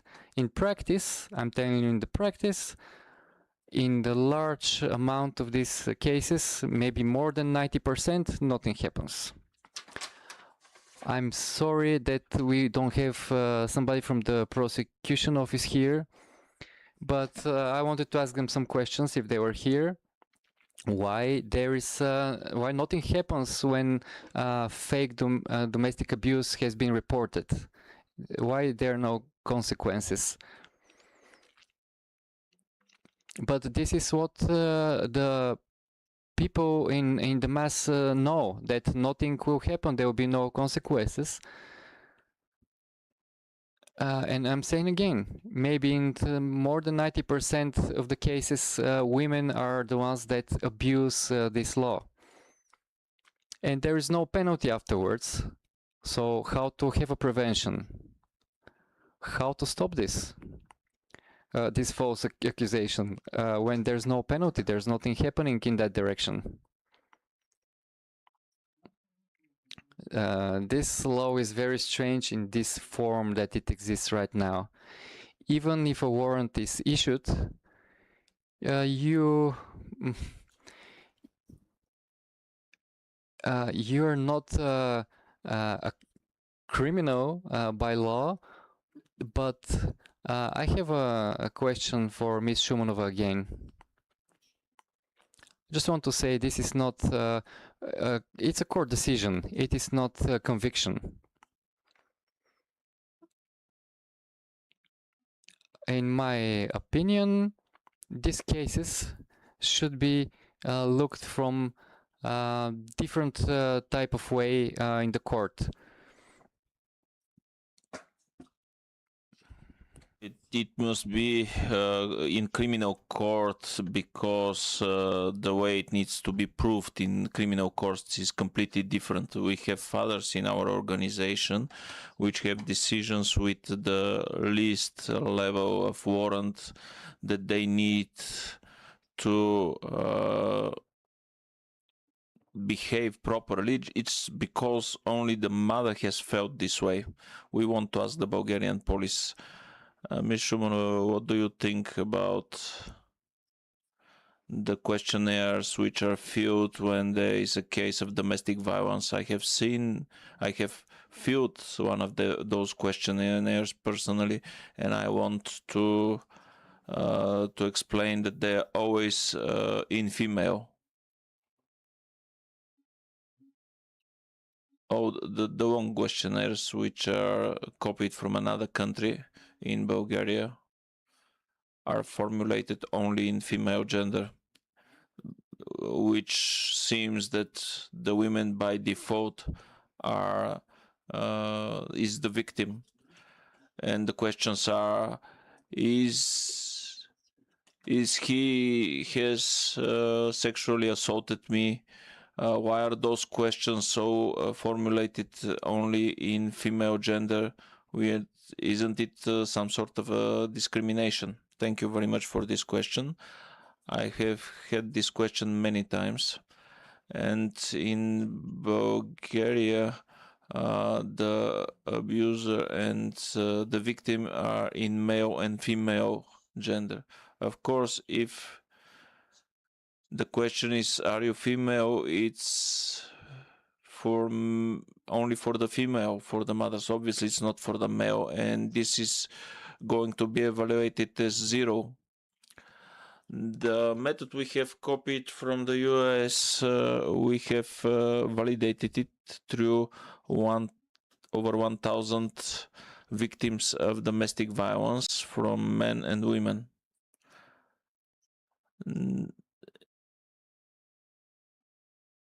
There have been many questions from why it is like that, and this is the explanation. I want to mention something else. We have a huge issue because the risk assessment algorithm cannot be done on kids. We have examined international practice and we have asked many countries if they do a risk assessment for the kids, and most of the countries state that they don't. And if they do, it's usually the social services that do it, not the police.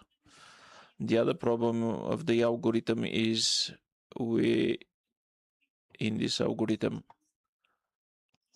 we see only the relationship when there is some intimacy partnership, but in the law, it's not only partnership when there is intimacy, it's also the wider family. In those cases, the algorithm doesn't work. But I hope that you understand that we cannot issue 10 different algorithms to the policeman, because he needs to decide which algorithm to take. So that's why we have decided to take the one for who is intimacy partners, because there will be so many different cases and it's going to be practically impossible. So now we have had it this way to see if in the world practice, when there are close relationship of the wider family, to validate similar practice and utilize it. To such a level, we have got accustomed to be a victim of falsified allegations that the two organizations, Father's Voice and the Organization for Shared Parenting, that we have guidelines that we are issuing to fathers usually and parents. It will be really strange perhaps for the foreigners that the fathers and the parents who are going to contact to have a camera with a body cam with them. So we advise our participants to go with body cams, because that's the only way to prove that you are innocent eventually in the future falsified allegations. So Avi, can you say if it is like that? Yes, I can confirm. without a body cam. We don't advise anybody to go for the execution of the contact with the children. This is a regime of parent-child relationship. I want to know what is the opinion of the Ministry of Internal Affairs about the organizations who are dealing with domestic violence. I mentioned Animus, PUS. In those organizations, it's not 90% women, it's 100% women, and everything is in female order, the gender. And it's obvious that the state supports those organizations because our two organizations don't get any grants from anybody. We support themselves, myself. How does those organizations exist? Those organizations create a lot of stress on existing conflicts.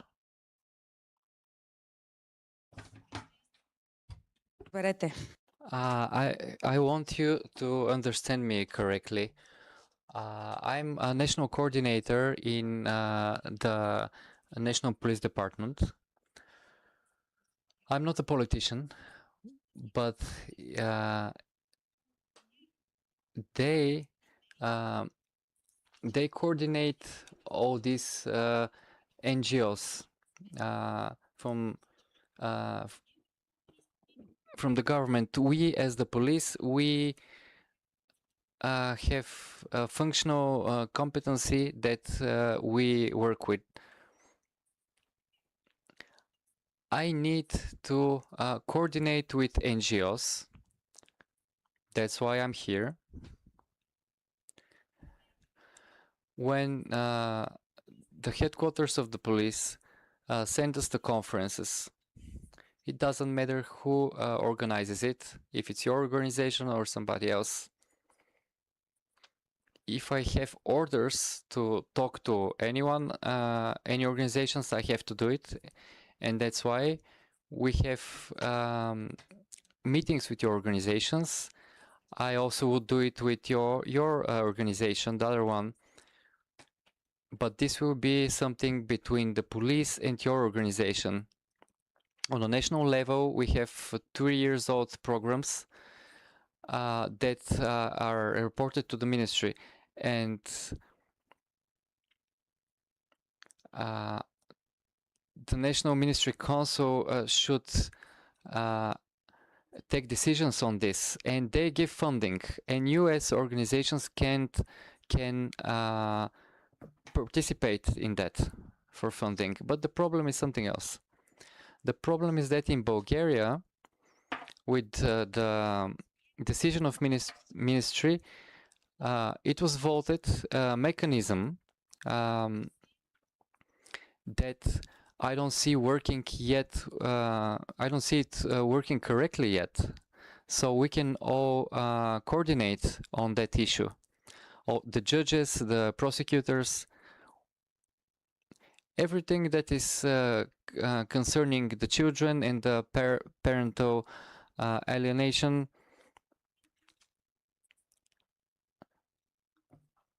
I told you even before, we have a group that is a working group that is working on what the policemen should do. This is in our hands, and we want to write these documents and give them to the police across the country, so they would know what to follow, because currently they follow different documentation, not something united, and they don't know what to follow. So we are trying to gather all this and put it in one document, just a few pages, 3-4 pages. How to act, if there is a judge on the spot, if there's not, if it's co-handled by 112, and this will emerge very soon from our work. I would call this problem international. And from the lectures of Mr. Garza, Mr. Lokse from Denmark, we understand that this problem with the feminist NGOs and their funding. It's not only Bulgaria, it's international problem. We from our organization have very strong part that gets information from the government, and we get information about large amounts of money that go into these NGOs. Without saying any particular names, I'm asking, can an NGO who receives a lot of money from the country and from the EU make programs about management of anger? Yes. And the same owner of this NGO could be psychologist in the court. This is a conflict of interest, and this is not something that should happen. The end of the panel is approaching. Does somebody want to say something else? One last question to lawyer Rashkov here. If the mother felt in some way, and she has this court decision against the other parent, does this have expiration date? The problem is very broad and very serious, because in practice there is no expiration date for that. You have different types of measurements in the restraining order, but some people see it as this is for life. There's no something like a restraining order for life. This is not like that forever.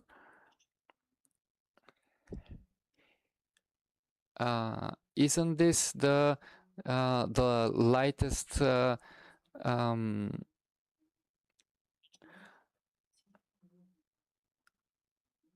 so let me make something clear. If there is a court decision that one person is found, well, not guilty, but they should restrain from future domestic abuse. That's how they call it. Is this thing really for life? Can this be cleared from their profile? This is not true. This is not for life, and this could be cleared, of course. Very important change would be to distinguish the two forms of violence, violence that happened in front of the child and violence that happened to the child. These are two very different things. So if there is even a fight between the parents, the court should not restrain one parent to see their child. Why the child should suffer from the war between them? This is a very sensitive topic. I see we have some questions from the audience. Please assist with the microphone.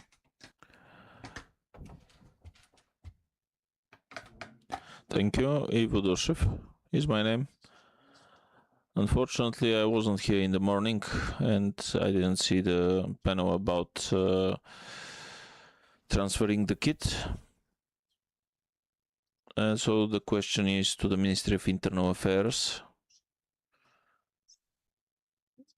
In regards to the police, the sergeants, as you have called them, who are usually present in the transfer of the kid, and especially in the case where there is no transfer of the kid, and when the police don't do anything to stop the criminal act, because according to the criminal act, this is a criminal, and there are a few articles in the criminal code that state that this criminal act.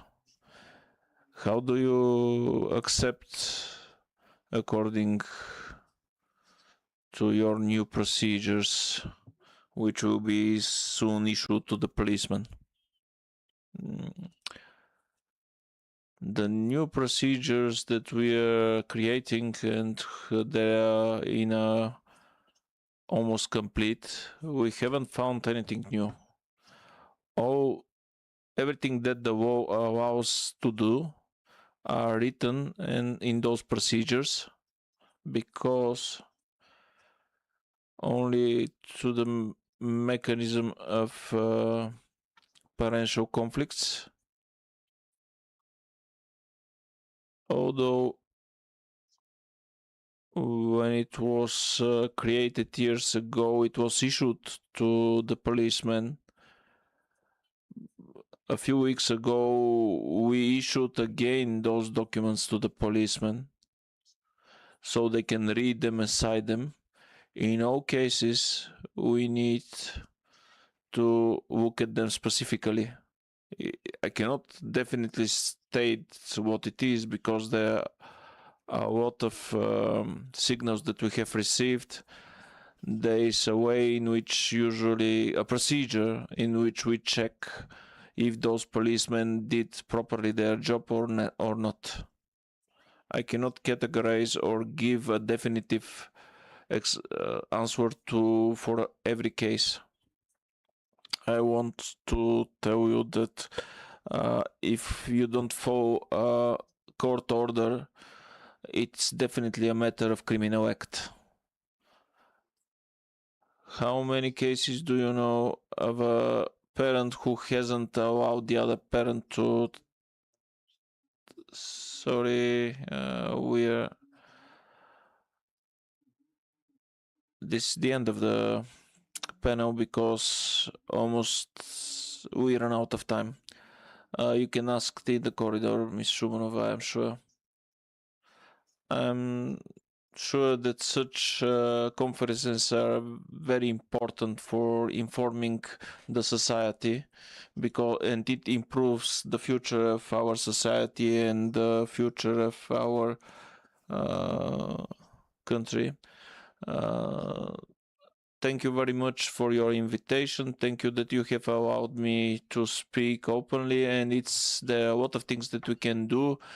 It's important to defend our children. It is important to look forward.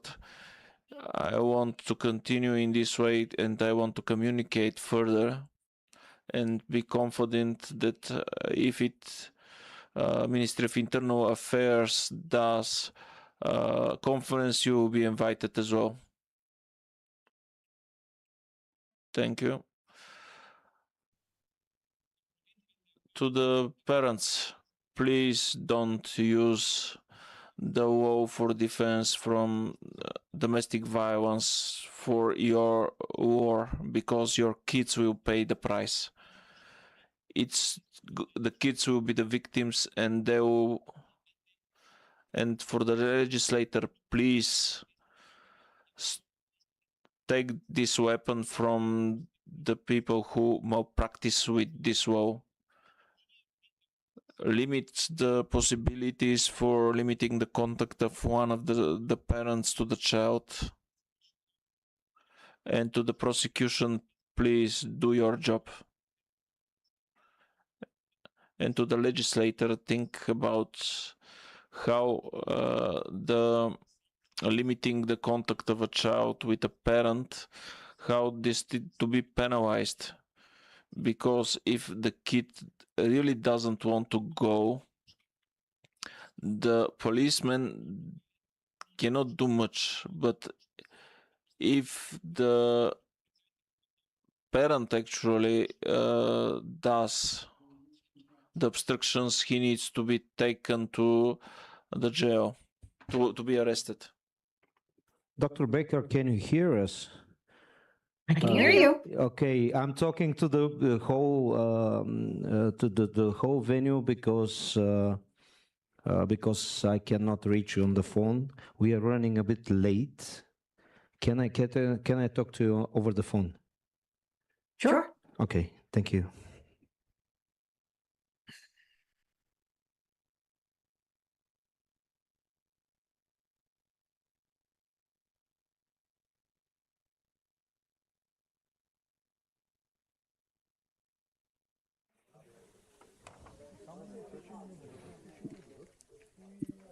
Oh. Ioannis, we are ready for you.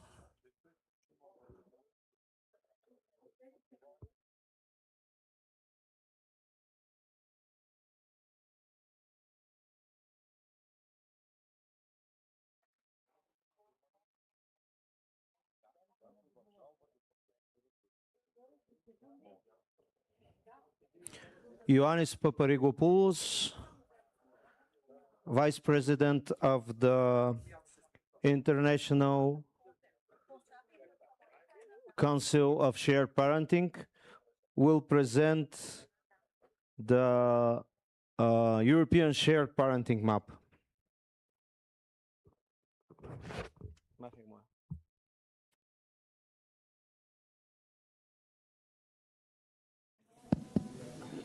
Hello?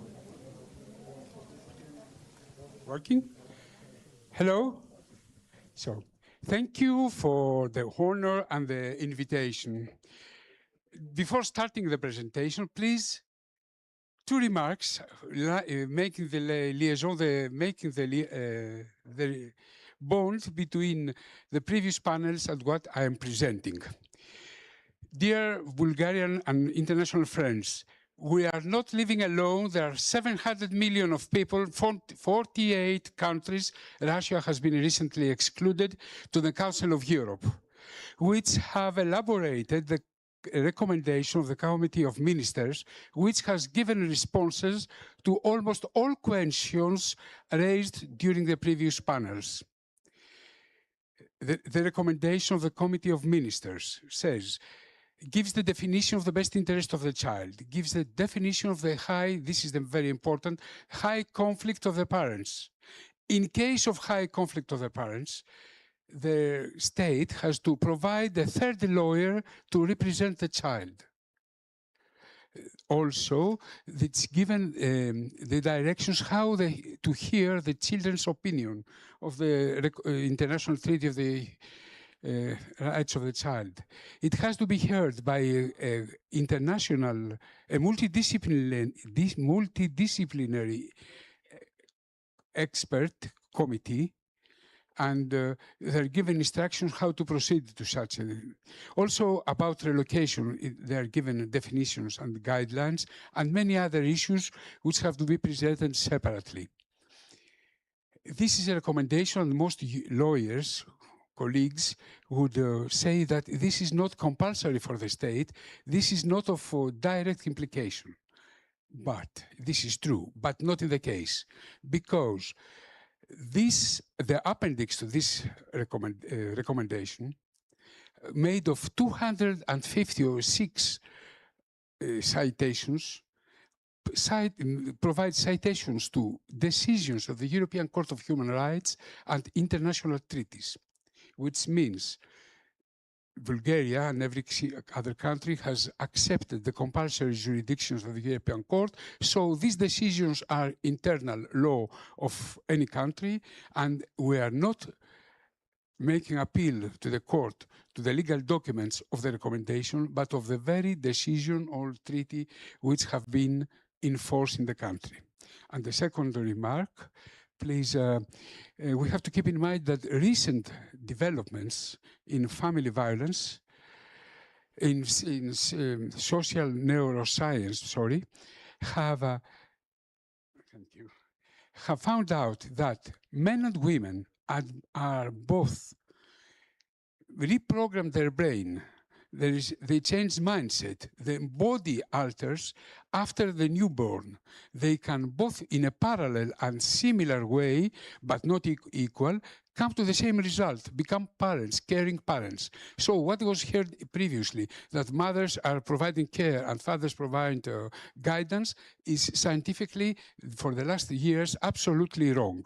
And that's why we have to come back to family violence. This is not a question of psychological abuse, it's a question of physical abuse, because it's equal to having a hand cut off of a parent and a child, because they are not allowed, they are not physically allowed to become parents. So let us pass to the topic of the shared parenting map. I have to make a definition. Shared parenting, I mean joint physical, joint legal, and equal time custody and equal time for both parents. And shared parenting is not about separation. It's about the child. The child has the fundamental right to be brought up and raised by both the parents, whether they live together, whether they live not, they are married or not. This means that shared parenting is not a corrective mechanism after separation. It is the primary right of a child. Before custody, before residence, there is a fundamental right, the right to be born, to see the daylight. Without this right, the right to be born, no other right exists, no other way, no other mean of this conference or any other conference exists. Sorry. We are facing a structural demographic decline all over Europe, especially the south of Europe. Fertility rates, the parents have their first child at 32 years age of minimum in my country, which is unacceptable. Population is aging, and all this is not only an economic issue, it is a matter of crucial importance. Even in Bulgaria, I have found out some numbers, you know already, which means, in a few words, that in 10 years, if numbers were true, Bulgaria will be 500,000 of population less. It's even worse to other countries, in mine included. So it's shared parenting, and the continuity of parenting may influence the willingness of young people to have children. Please, attention, I don't claim causation. It has not been scientifically proven yet, but there are many strong indications that childbirth can be influenced positively by shared parenting. Let us talk now about the map and what we are here about. The shared parenting map has been developed by the International Council of Shared Parenting and is an overview of the shared parenting legislation all over Europe. It has been inspired by the USA Great Book we are looking right now, and has been adapted to the European reality, because in Europe we have, this is the European shared parenting map for the time being, we have different languages, we have different legal systems, different legal terminology, different institutional framework. These are technical difficulties. And please keep in mind that there is also within the Council of Europe another map of the Committee of the Effectiveness of Justice, which has also inspired this project. The map covers 17 countries. There will be soon 20. I hope Bulgaria to be added too. The map is based on positive law. Only on positive law. It includes the legal text translated into English of every single country, and also a commentary added next to this map. The methodology is a questionnaire. It is structured on a questionnaire which includes questions similar to the ones for the USA Great Book, about legal custody, about physical custody, policy statements, encouraging shared parenting, the friendly parent rule, the legal presumptions, the domestic violence safeguards, the sanctions for false allegations. Each question is precise and gets a binary yes or no answer. In case of doubt, the answer is no. Also, every answer is directly linked to the text of law. So, what have we found out? The countries have been grouped in five groups, A to F: advanced, progress but some gaps, mixed, limited, and countries without effective framework. Please keep in notice that this is not a moral judgment, it's just a structural classification. So what are the results, the findings? Group A countries, Slovakia, there is an explicit alternating custody. Greece, there is a presumption of shared parenting and a minimum of 1/3 of time for every parent. Croatia, there is a mandatory shared parenting plan. Group B, Portugal, Lithuania, Italy, England, there are strong presumptions, but the judicial discretion remains dominant. Group C, Sweden, Finland, Netherlands, Switzerland, Slovenia. They support joint legal custody, but they lack there is lack of a clear shared residence.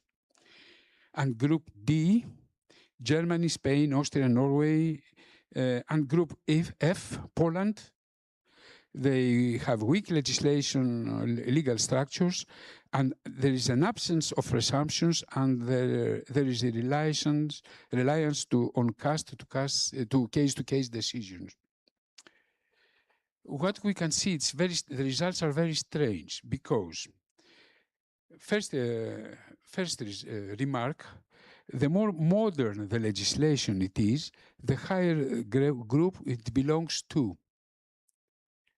All these three countries of the level Group A have modified their legislation recently.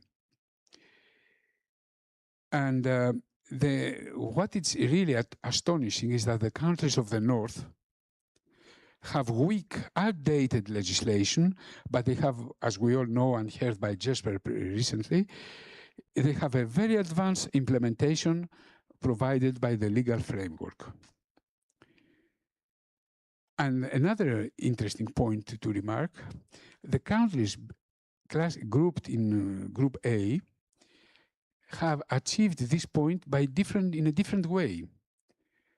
The ideal should be to have all at the same time, all together, all these criteria, to have a presumption in favor of shared parenting, a presumption instead of alternative residence, and a compulsory parenting plan. The conclusion of this first approach, first presentation. На тази карта е, че няма общ стандарт за цяла Европа. In national frameworks. Although, besides, Europe has provided a precise framework, legal rules, and principles. This is the Article 8 of the European Council Convention on Human Rights, as it has been implemented by the court, which is the most important. The resolution 2007-9, the recommendation of crucial importance, I have just in the beginning mentioned, of 2025, and the principles, generally speaking, of the child-friendly justice. So this brings us to the point to proceed with further research about this gap between law and practice, about the situation of exception in case of domestic violence, of parental alienation, and false allegations. And what we need is to establish a balance between shared parenting as an automatic rule and complying with child protection standards. So this this research has already been planned and will be conducted in different stages. Phase 1, mapping and collecting data. This is where we are now. You can see the beta form. It has to be, it's not the final product. It has to be completed and updated. Phase 2, continue mapping and collecting with all European country members and all continuously updating the legislation. And now comes the phase 3, case law analysis about the judicial decisions, and find out where there exist positive or negative gaps. Positive is in the case of Sweden and Norway and Denmark, and negative is in my country, for example, where legislation does not follow the law. And phase 4 is to come and final to conclusions and recommendations, which is very important if it was addressed to the Council of Europe, because we have to outline best practices and elaborate policy recommendations and provide an interpretive guidance. And it's obvious that the pursuit of this program cannot be achieved by our means of an international organization, scientific, but not by alone. That's why we have we plan a research program under the direction of the University Lusófona of Lisbon, with the appeal to individual legal researchers to participate. Of course, it will be under the direction of our organization, who has already established and started this map. I will be happy to provide more information about it. But the point is that we will collaborate with bodies, international bodies such as the Open Council of Europe's legal advantage body, and maybe the Bar Association Family Law in the future. We will appeal to other for other countries of legal participation in the research, and all this we will put it under the patronage and under the let's say the umbrella of the Council of Europe's INGO's General Assembly. It will be soon announced as well. I have to tell you that 2 weeks ago this has been presented at Strasbourg, this presentation adjusted for the Council of Europe, and the reaction was very positive. I think that we are moving towards such a direction, and just to confess something, not only to make a research, but also make the sensibility, attract attention. And this will be attention on the topic. This will be my conclusion.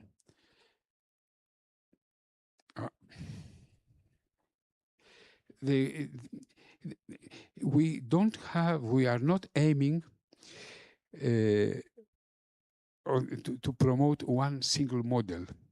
We have to make visible, comparable, and understandable the children's relations with both parents, as every single European legal framework, legal fora understands it. Because before to improve, we need to understand and to see clearly where we are. So please consider this map as a step towards that direction. And what we hope is that we will raise the attention of other international organizations and finally the states, the Council and organizations such as the Council of Europe, European Union, and the United Nations.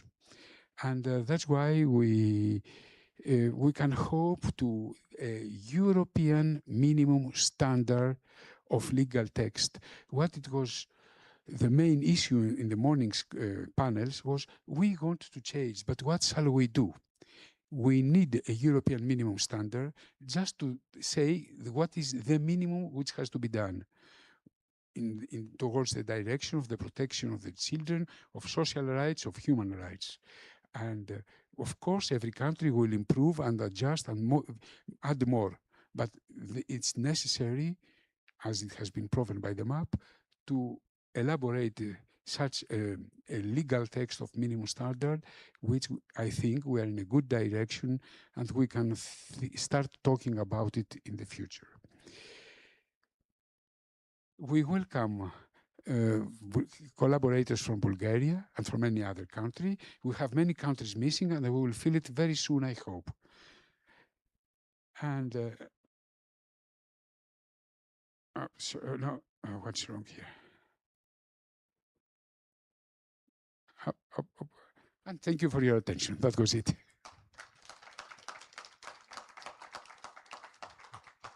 If there is any other question or any remark, please, I will be happy to hear.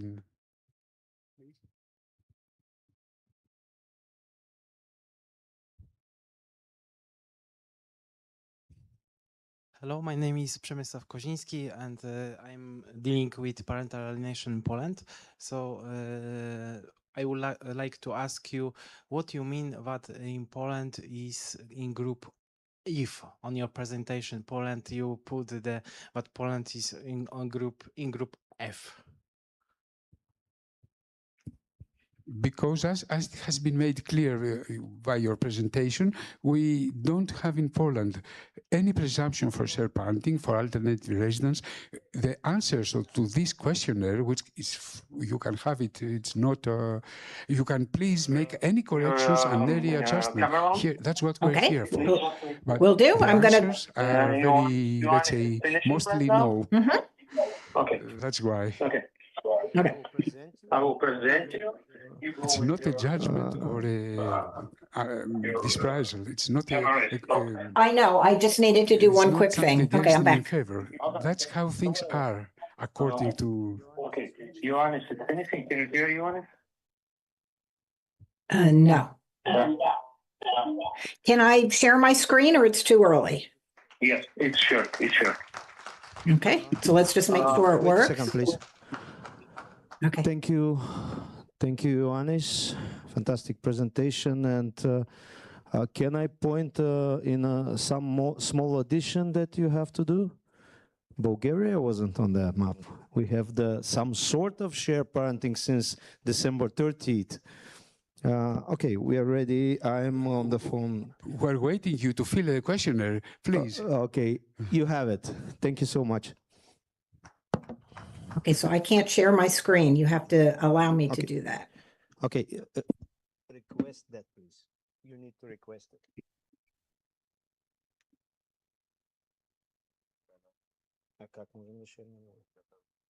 You need to request the sharing. Okay, so it just keeps saying host disabled participant screen sharing. Don't you have a request button? Nope. It's just telling me I can't share. Nope. Okay. I think it has to happen on your end. Okay, just a second, please. Тя трябва да поиска да шерва. Just a few seconds to solve the technical issue with sharing the screen. Okay. Should I get off the phone? No.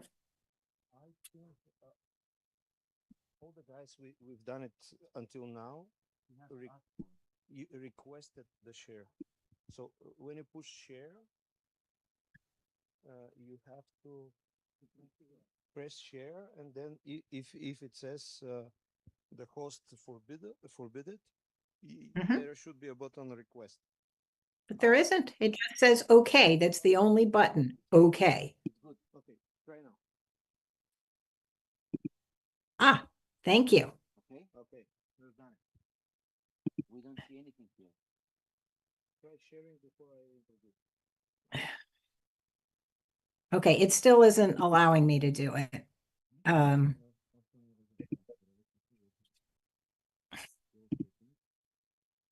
because you can't see my screen, correct? I don't know what to do.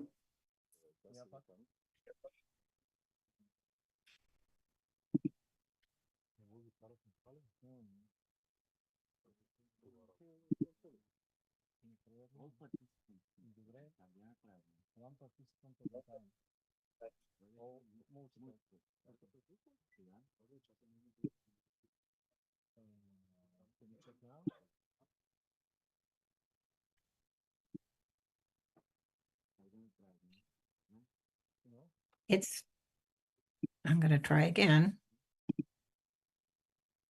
Nope. Okay, now you're the host. We are changing the host right now. Okay, I can do it without my screen if need, if need be. It's yet not letting me do it. Yep. Nope. Now you're the host.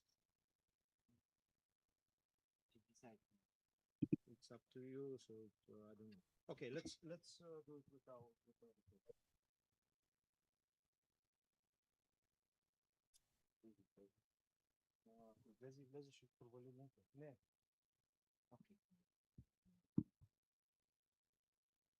Now you're the host, so you should have. Right, but it's not letting me, so I don't know what to say, So I think we should just proceed because time is of the essence. And I'm sorry, we didn't have a chance to practice this. But it's just not letting me. So I'm just gonna jump in. All right. Yeah, and I feel badly because I do have some fun slides, but it's not the most important thing. The most important thing is that I get the information out there. So and the knowledge, as you know. okay, so I'm introducing you. Okay. I'm closing the phone and introducing you. Sounds good. Окей, имаме някакъв лек технически проблем. Technical issue we have tried to solve for now. We have Amy Baker. She's a world famous psychologist and a specialist in parental alienation. There were some technical issues, but we have her on screen. Via internet, we are happy that we have you here. And well, we had 2 days, 2 days of very, very interesting discussions. And we had a lot of thematics, a lot of topics, and we all roll over and come to the same point, that parental alienation is a domestic abuse over the child, and it should be treated as one. So when we did the preliminary talking with you, you said that you will talk how the alienated parent should go to the specialists. So let's start with this question, and this what pop up into these 2 days. Should be treated the parental alienation as a domestic violence. What is your opinion? You have years of experience in studying that. That's actually not what I'm going to be talking about. And I don't feel that that's a question that I actually want to go down that road. I only have less than an hour to get through all the points that you and I agreed I was going to be talking about. My goal is to be practically helpful, not theoretically helpful. And that's a theoretical question. And I really want to be helpful to people in the here and now who are having to deal with this issue. So I'm going to jump in, and my goal is to help people understand how to speak with legal and mental health professionals who come into your case. And I will be actually touching on the issue of labels. And to me, domestic violence is a label, just like parental alienation is a label, and there are times when certain labels are helpful and there are times when they're not helpful. And that's what I will be getting to. But I want to just start by saying that what I really want to talk about today is how and why legal and mental health professionals intersect with cases of alienation and alignment, why credibility and likability of the rejected parent is so important and very hard to achieve. If it were important and easy to achieve, you wouldn't need me to tell you how to do it. I want to touch on this concept of the inner circle and outer circle, but the main thing I want to get through, and I hope there's time, is 19 tips for maximizing your credibility and likability. I just do want to start by saying, just as a reminder, alienation is a family dynamic in which one parent engages in parental alienation strategies or behaviors, intentionally or not. And those behaviors can foster a child's unjustified rejection of the other parent. That rejected parent, we sometimes call the targeted parent, sometimes the rejected parent. When alienation happens, when a child has been exposed to alienation behaviors, when the child has been bought into that and does reject the other parent, that is associated with short-term and long-term negative consequences for kids. And of course, it is something that brings untold suffering to the rejected parent.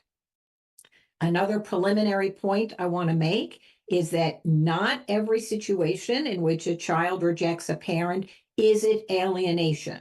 There are times when children reject a parent for a legitimate and good reason. We refer to that as estrangement. Alienation is only when the child is rejecting the parent because they've been exposed to alienation behaviors by the favored parent.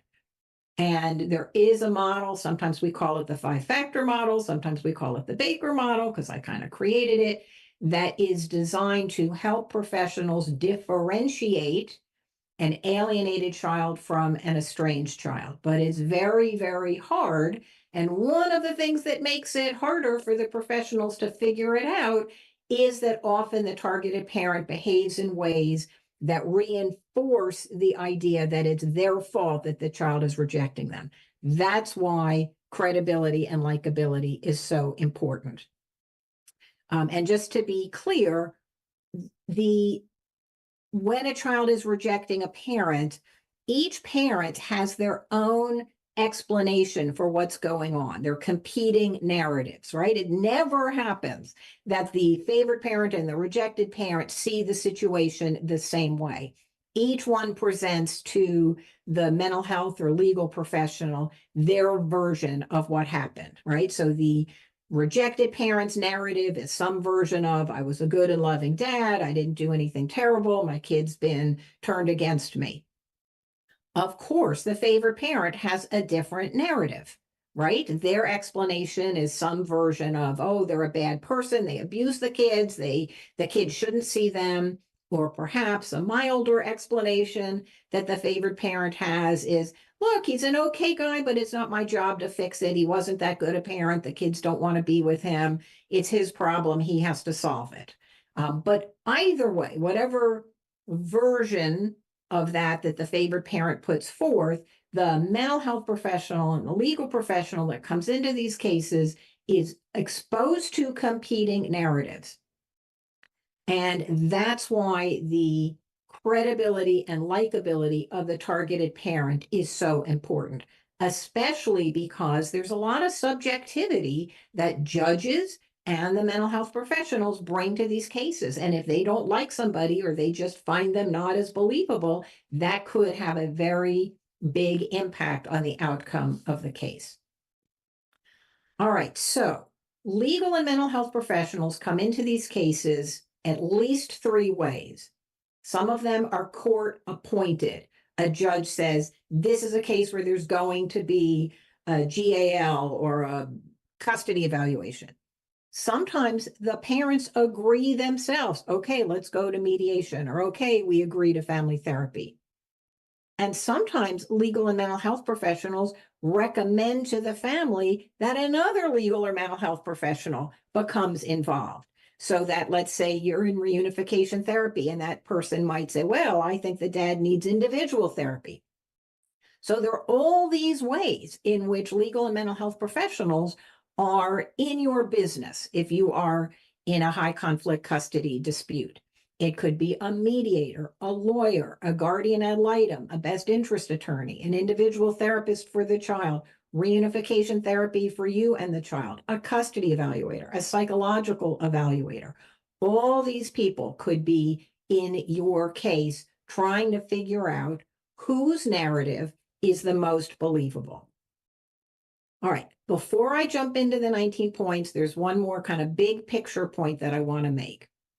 Every time you are about to have a conversation with a legal and mental health professional, the first thing you need to do is figure out, is this an inner circle person or an outer circle person? Because that will guide you in what you say.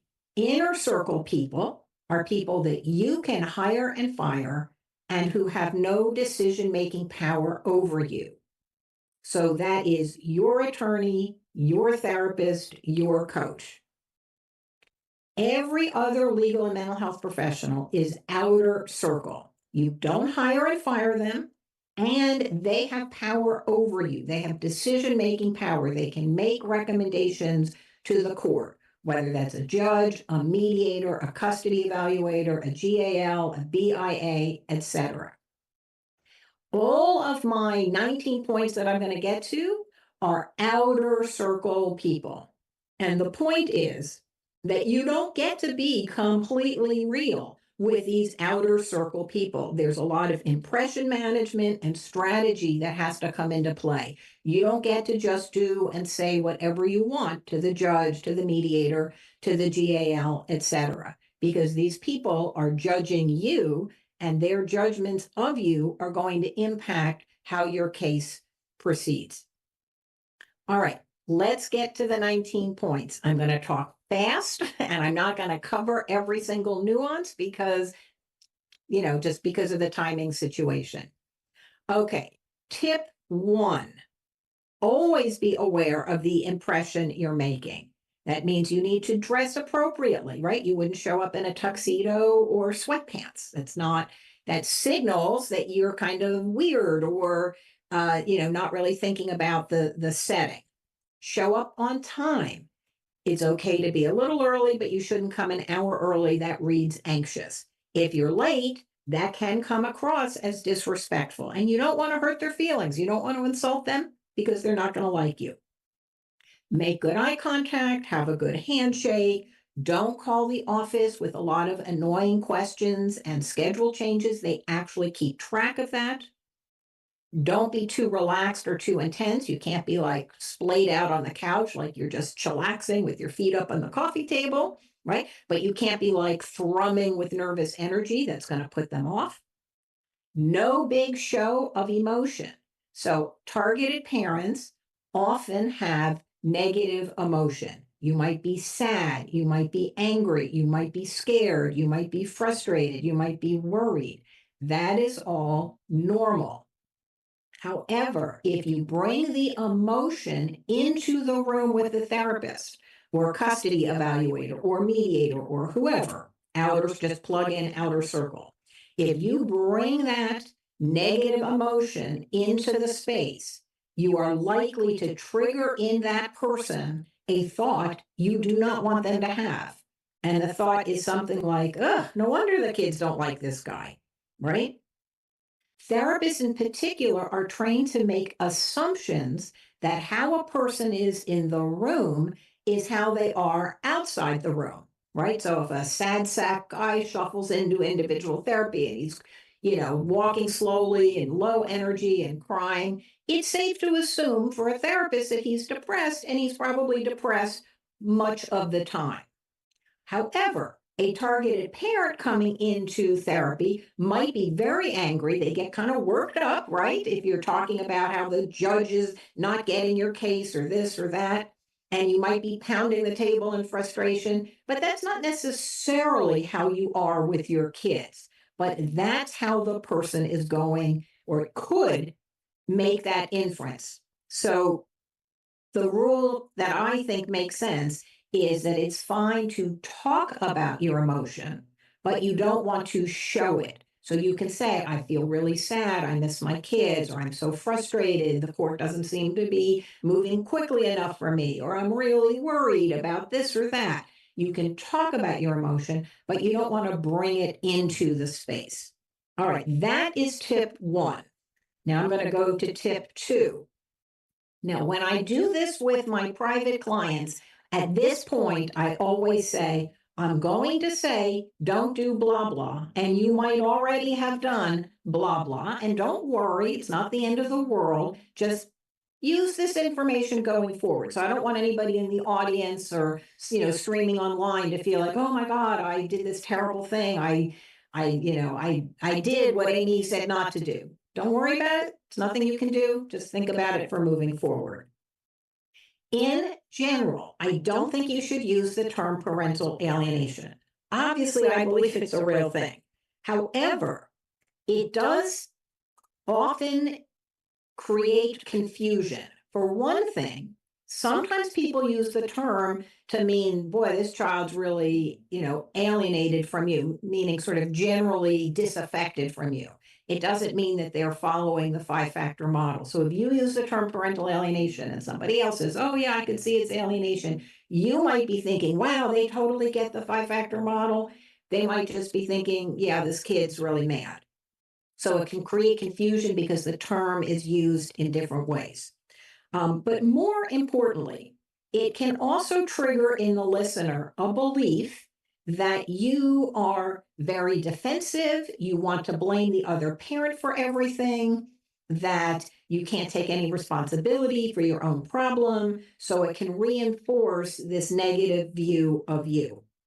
Now, I want to be clear, I'm not saying you should say, oh, I love everything the other parent's doing. You can, and I'm going to get to this in point 7, talk about your concerns about the other parent. I just wouldn't use the term parental alienation. I generally think you should say, I believe that the other parent is undermining and interfering in the kid's relationship with me.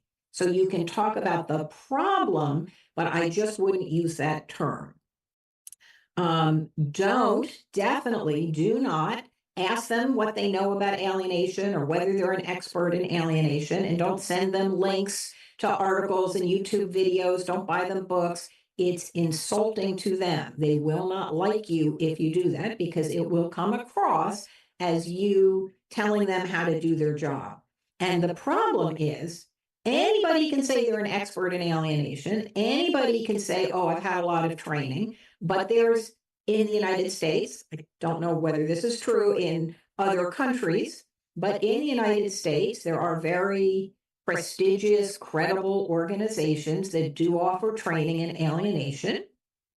However, the training that they offer basically says most cases when kids are rejecting a parent, it's a hybrid, it's both parents' fault, it's some alienation, some estrangement. So somebody could have gone to a 20-hour training with the hybrid model and say, yes, I've had 20 hours of training. That's not necessarily going to help you. There's really no way to know in advance, unless word of mouth, who sort of gets alienation from the same way that you do. So since you can't know that, leave the term off the table. That's my advice. Tip number 3, avoid negative labels of the other parent.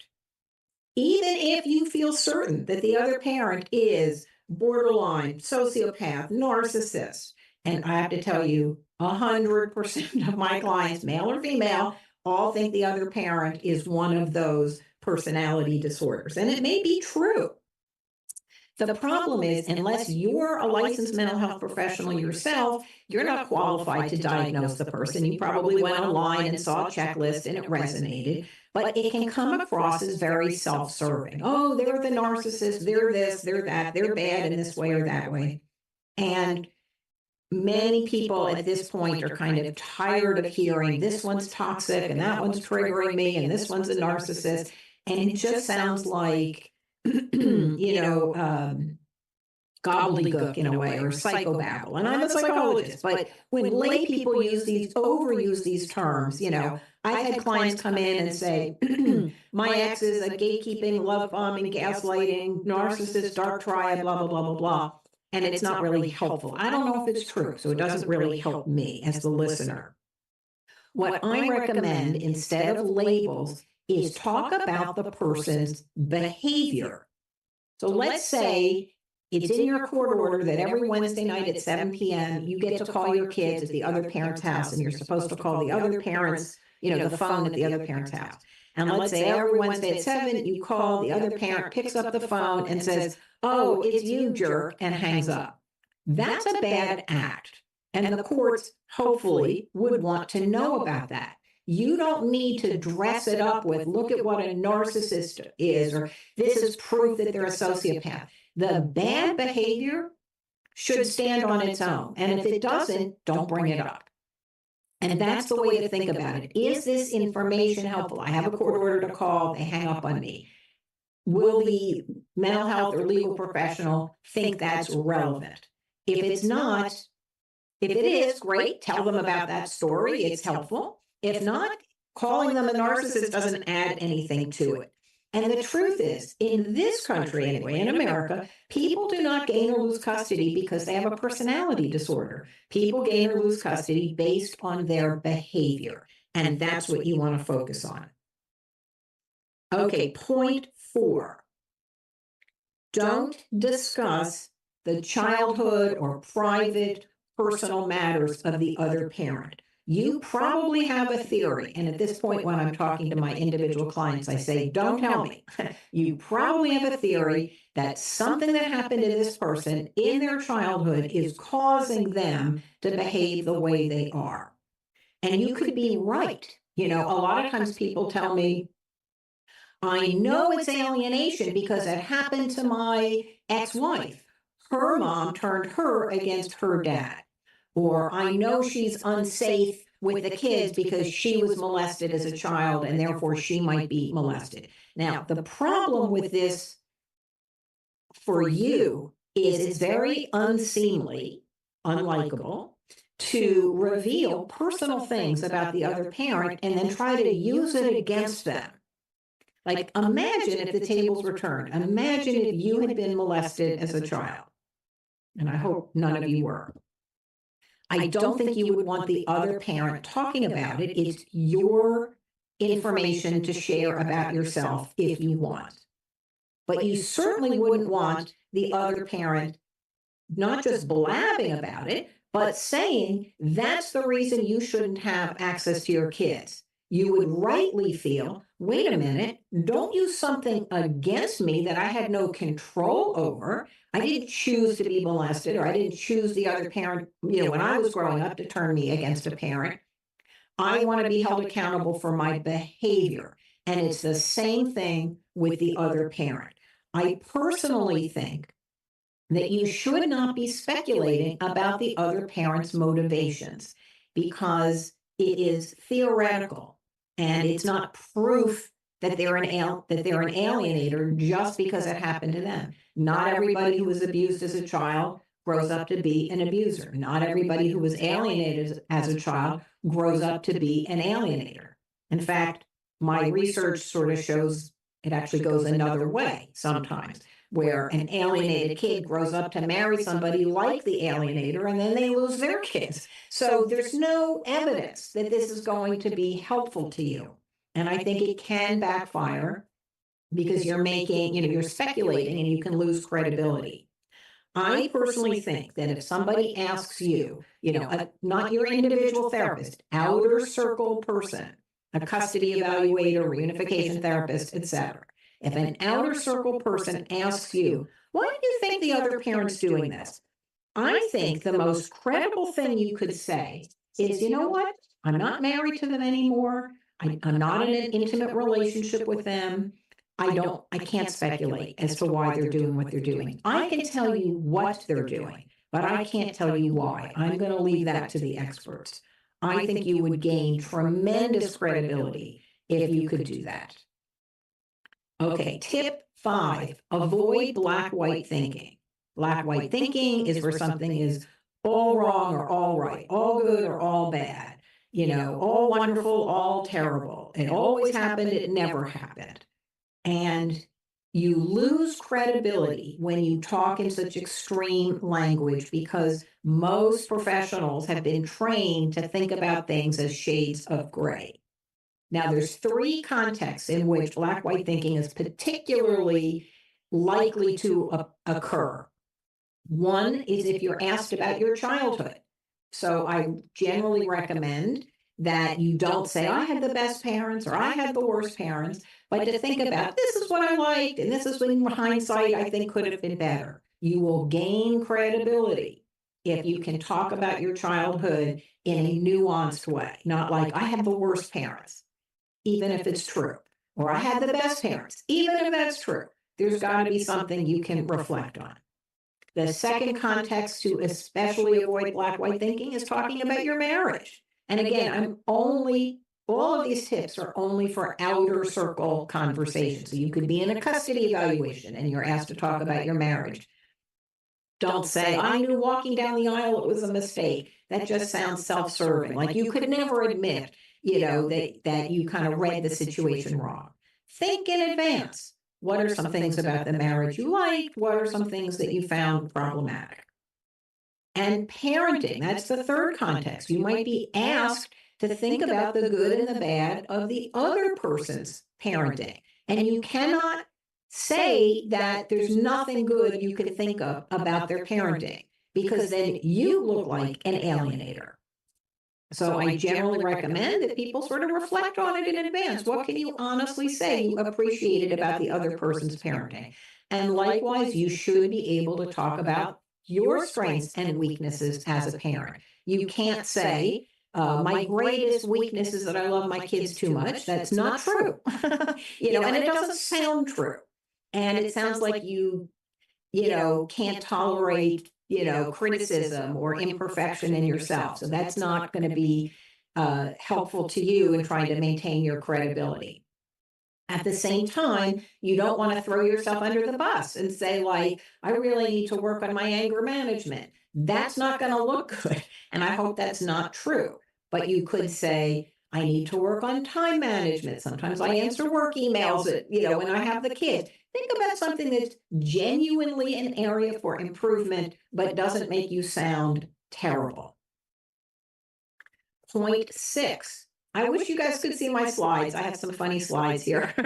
Point 6. Listen to the question and answer it. I know this sounds basic, but in my experience, targeted parents can be so focused on making the case that they're dealing with alienation that they make everything about alienation, even when that's not the question.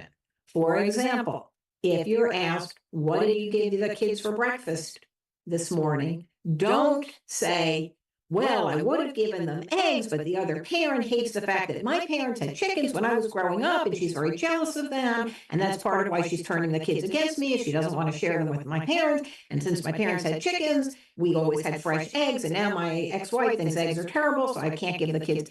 I mean, just answer waffles. You lose credibility if you make everything back to the other parent and how they're an evil alienator.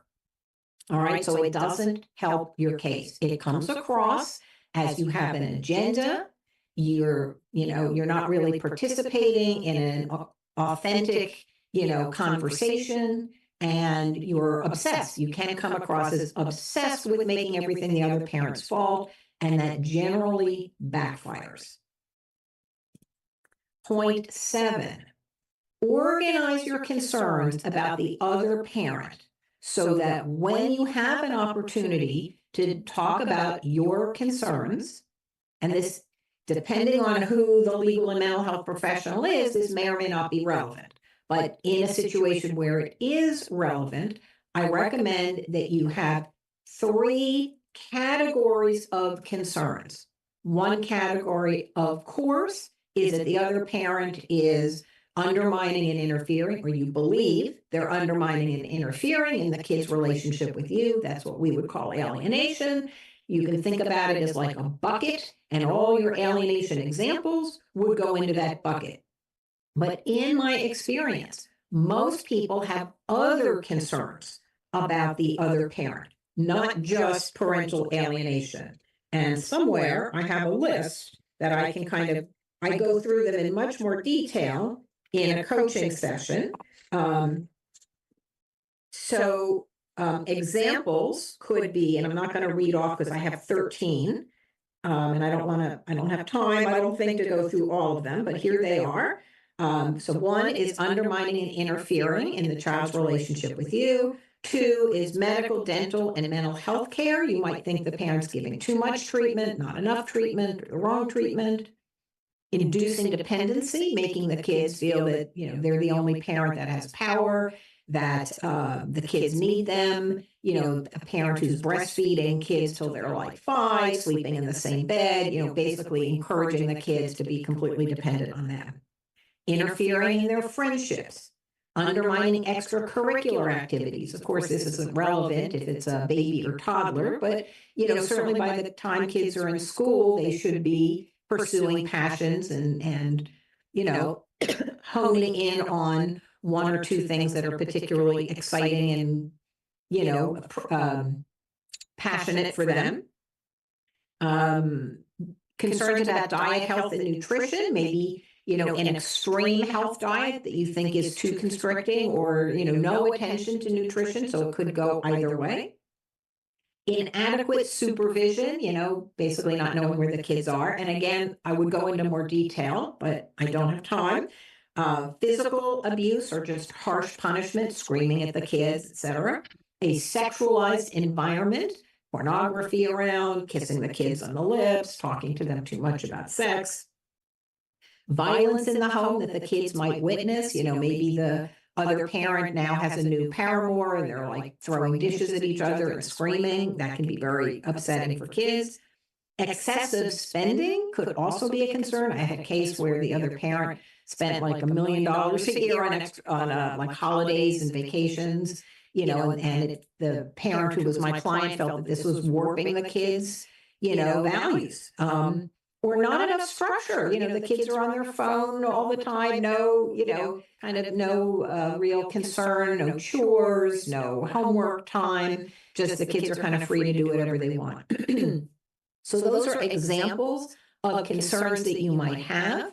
I generally recommend that people pick 3, maybe 4, to explain to this outer circle mental health or legal professional. And the next thing I want to say about this is it's very important to have good examples. So it's not enough to just say, I think the other parent is interfering and undermining. Then you have to say, and here's a couple of examples. And you can't go on and on and on and on. You pick your 3 best examples. Now, a good example is one in which there's no inference. So if you said to me, Amy, I know the other parent is undermining me because she's saying bad things about me to the kids. And I could say, well, how do you know she's saying bad things about you to the kids? It would be an inference for you to say, well, what else could it be? My kids are mad at me all the time. So that's an inference. Evidence is, here's a screenshot of her saying your father's a jerk.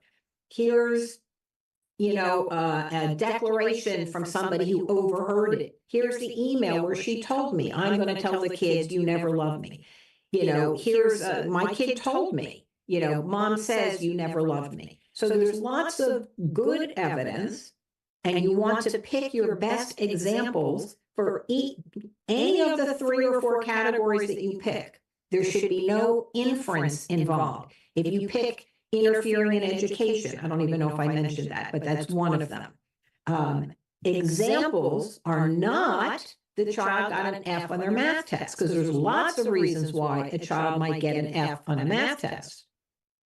An example or evidence that the other parent is undermining the child's educational successes, they won't hire the tutor, they keep the kid up late the night before a test, they let the kid go to school late, they let the kid stay home from school. So it has to be a behavior of the other parent.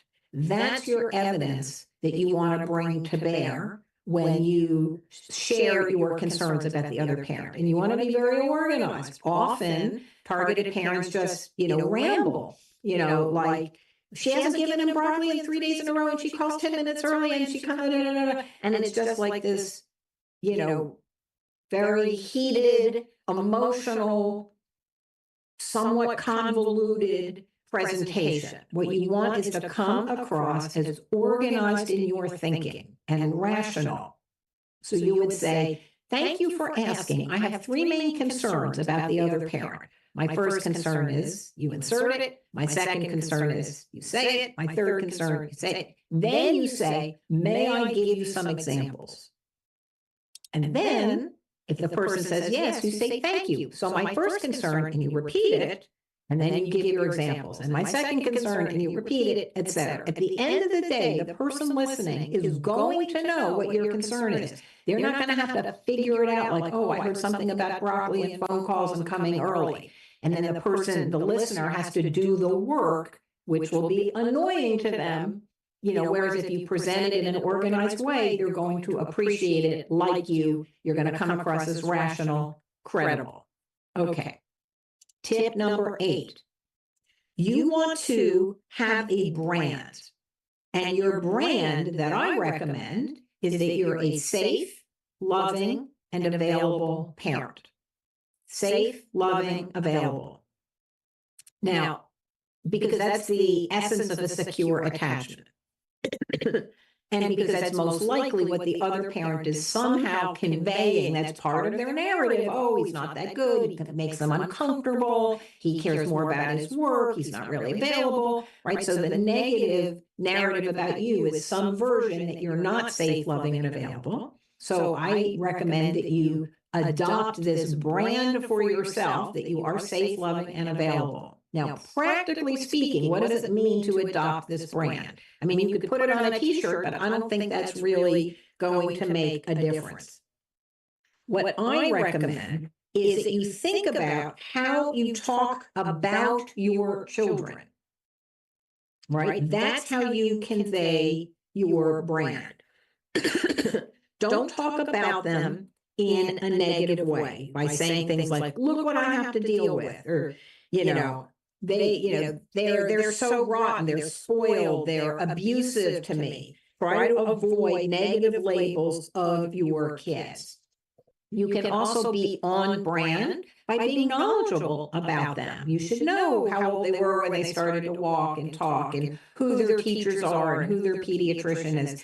Even if mostly that was left up to the other parent, if you were the outside the house worker and the other parent was the inside the house worker. But at this point, you should be knowledgeable about them. You can't be like, oh yeah, I'm safe, loving, and available, but I have no idea what grade they're in or how they're doing in school. So being knowledgeable is part of it. But it's also how you talk about your children. And as I said, you should use, should avoid negative labels, but what I encourage you to do is use child-centered language. So for example, when you're thinking about your categories of concerns about the other parent, you want to talk about them. First, here's my concern and here's my example, but you can also mention, and I feel so badly for my kids because I think I'm worried they're going to get, cavities and that's so painful. Or I feel really badly they're not getting to school on time and they might be missing out on opportunities. Or I feel badly for them, that the mom is letting them on their phone. I mean, they enjoy it, but I think at some point they might feel, that wasn't what was best for them. So show your concern in using loving, child-centered language, nothing derogatory, and nothing that sort of shows that you're kind of out of touch with who they are. Know your special qualities of your kids. Be able to talk about them with love in your heart. That's what gets conveyed to these outer circle professionals. Okay, tip 9, try to speak from the first person perspective. Meaning you start a lot of sentences like this. I believe that. It's my understanding that. I've observed that. I read that. It seems to me that. I'm concerned that. So you're acknowledging that you don't have the truth, you're not omniscient, you have a belief system and understanding based on observations, based on things that you've experienced or read that have led you to draw certain conclusions. You gain credibility when you underplay your certainty. And I know that sounds paradoxical. You might think, I'm more credible when I come in and I'm definitive. I know that the other parent's doing this. They're an evil, gaslighting, love bombing, gatekeeping, narcissistic, blah, blah, blah. But you lose credibility when you pretend that you have all of the facts and that you have, that you're not being self-serving and that you have a full perspective. Nobody has a full perspective. And, my belief is that parenting, one of the many, many, many qualities that embodies a good parent is the ability to take the child's perspective. Why was the child behaving this way? How did it feel for the child to not get that lollipop because it was too close to dinner? Perspective taking is an important part of parenting. And if you can show that you have the capacity to recognize that other people see things differently than you do, you have your beliefs, you feel pretty confident that your belief is an accurate way of seeing things. I'm not saying you want to come across as like, gee, I don't know, maybe. I think you can be very clear. This is what I believe, but you will, I think, impress the listener because it's showing that you understand that other people might see things differently.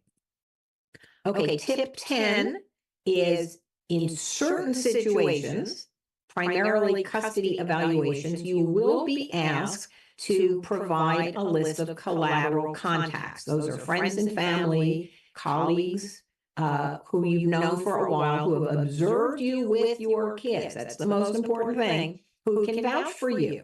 And you want to make sure that you've thought about it in advance. I recommend 6 names, 3 family, 3 non-family, but everybody should be able to talk credibly, supporting your version of events, your narrative, and you want them to have had firsthand experience and observation of you as a parent. Okay, point 11. Remember that this person is not your therapist, right? Because your therapist is inner circle. You can say whatever you want to your personal therapist. To the outer circle person, who's a mental health professional, could be a reunification therapist, a custody evaluator, a psych evaluator. You cannot bring into it other things that you might bring into an individual therapy session. Your dog died or your boss is being mean to you. This is not what this person is there for. And they will think that you have bad boundaries or you don't respect their role. And they're not going to appreciate it because you're putting them in an uncomfortable position of having to comfort you or look mean because they're not going to comfort you. So every time you walk into one of these, conversations with an outer circle person, remind yourself, and they might be warm and fuzzy. They might be very kindly. They might sort of have that therapy vibe, but they're not there for you. They're on a fact-finding mission. Or if they're your child's therapist, they're there representing your child, not you. Okay, point 12. Don't ask them for advice. They will tell you, most likely, to do whatever it is the child is asking you to do, and that is not always the best thing. So the best example I have of that is if your child tells you, don't show up at my soccer games anymore. It's really creepy the way you sit in the bleachers, and it just ruins my day. I don't want to have you there. You might bring that, especially if it just happened, to your child's therapist or to the reunification therapist or to a custody evaluator. Now, if they bring up the issue, you have to have the conversation. But I'm being clear, don't you bring it up. If you ask any of these people, what should I do? They will tell you, well, you can't show up at the game. Now, I think it's a little more nuanced than that. And I recommend that's a conversation for your coach, not your lawyer, unless there's a legal aspect. If there's a restraining order or something like that, then yes, you need to run whatever you're planning on doing with your lawyer. But as a coach, I would definitely work on a more nuanced response rather than, fine, I'll never show up at another soccer game. But that's what those people will tell you. And I'm going to digress for a minute. This might be, I know this is a little out there. All of my advice is take it or leave it, of course. But I generally think even if you as a targeted parent are in individual therapy, if you ask your individual therapist for parenting advice, I think they're also going to could give you bad advice. Now, your individual therapist cares about you. They hate to see you suffering. They want to help you. And so most likely what they're going to give you is advice about don't be a doormat and you need to set boundaries with your kid and you can't let them talk to you that way and they're abusing you. If you bring in your grief to your individual therapy, your individual therapist is going to give you advice on how to reduce your grief, which usually has to do with setting limits with your kids. And for an alienation specific situation, that is not always going to be the right move. Again, I think it's more nuanced, and that's a lot of what I do in coaching. But anyway, okay. Point 13. Yes, you can bring photographs of you and the kids to the custody evaluation, to your child's therapist, maybe, to the reunification therapy, maybe. You have to use your judgment. But if you're going to do it, you want to bring a few. Don't overwhelm them with a gazillion photographs. Print them out. Don't hand them your phone. You don't know what could be on your phone that could be incriminating to you. So you definitely don't want to do that. And don't oversell it. Don't pretend that the pictures prove anything. So, a lot of times the parents like, look, this is proof. Here my kid is smiling at me. This means he loved me. This means the other parent's lying. The minute you tell this outer circle person what the pictures mean, they generate resistance inside themselves. So I think it's better to say, hey, I brought some pictures in case you wanted to see some moments between me and my kids when things were going better. I printed them out. You're welcome to keep them. So you keep it simple. You don't oversell. You don't put too much energy into what you think the pictures mean. People like to figure things out themselves. Okay. Tip 14. Be prepared for sessions with the child. So if you're having a custody evaluation, at some point, that person will want to observe you with your child. If you're talking about a reunification therapy, at some point, hopefully, you will have joint sessions. Now, I have so much to say about this that I've actually I'm going to set it aside because I have an hour's worth of things to say about that. And if we had another session, individual coaching, I would just put all of that set aside. There's a lot to think about before you just show up with your kids with an outer circle person. Tip 15, have a question or two prepared. It's like a job interview. At the end of the custody evaluation session or individual therapy session, they might ask you, do you have a question? And you can't just be like, no, I'm good. That just reads like, I don't really care. So, but the questions can't be demanding. When are you going to figure this out? Or when is the court going to finally? Or why don't you tell that other parent to? Those aren't questions. Those are demands. They're going to make the other person not like you, like you're trying to tell them how to do their job. So questions that I recommend, depending on the context, you could ask, can you tell me about your process?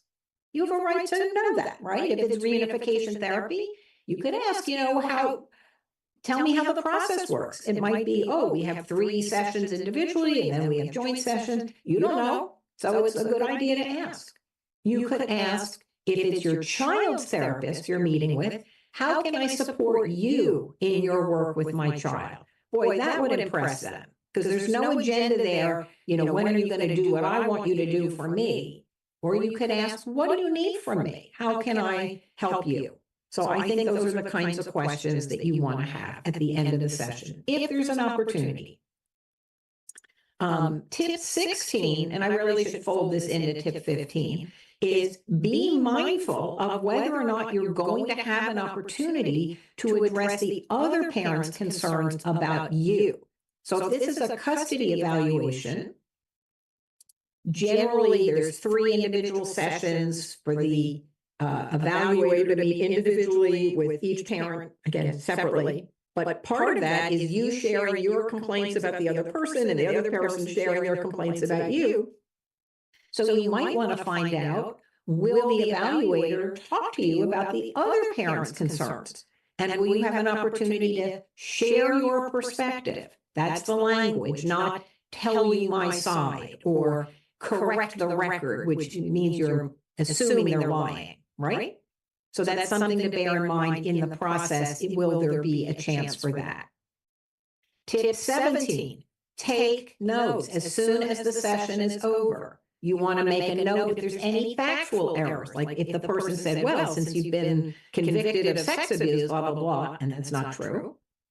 You want to make a note of any error in judgment or behavior. Did you lash out? Did you start sobbing? Did you get all disorganized in your thinking? Make a note of that for yourself. Also make a note of start and end time. Are you getting your full time? I'm not saying you want to bring it up with the person, but you might want to have a record of that. Did the person seem distracted? Did they take phone calls? Were they answering, emails during the session? Were there interruptions? Is there something about potential bias that jumped out at you? One client told me they walked into the therapist's office and they actually saw like a gift on the, somewhere on the table from, it's a kind of convoluted story, but the point is they're like, oh my God, this therapist knows that person. This is going to be a problem for me. So you want to take notes for yourself about anything that jumped out at you. Tip 18, follow up with the person, but only when necessary. Do not just right away call or email, oh, I know I started crying and I'm sorry, I shouldn't have done it. Because sometimes that could make things worse. But you definitely want to follow up if there's a meaningful factual error. If she got your middle name wrong, leave it alone. If she got your birth date wrong, leave it alone. But if she thinks you were convicted of domestic violence and you weren't, that is a meaningful factual error that you want to clear up. You might want to show your coach, some inner circle person, your coach or your lawyer, the email before you, impulsively contact that person. But you do need to correct factual errors. And point 19, don't be defensive, which is incredibly hard because you feel like you do have to defend yourself.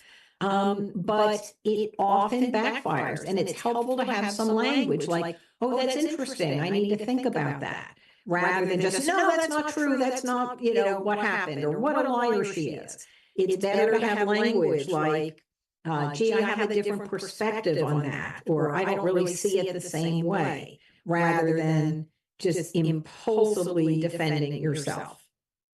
All right, I finished my 19 points. I have a hard stop at the top of the hour, so there's 7 minutes. If there's any questions about the points that I raised.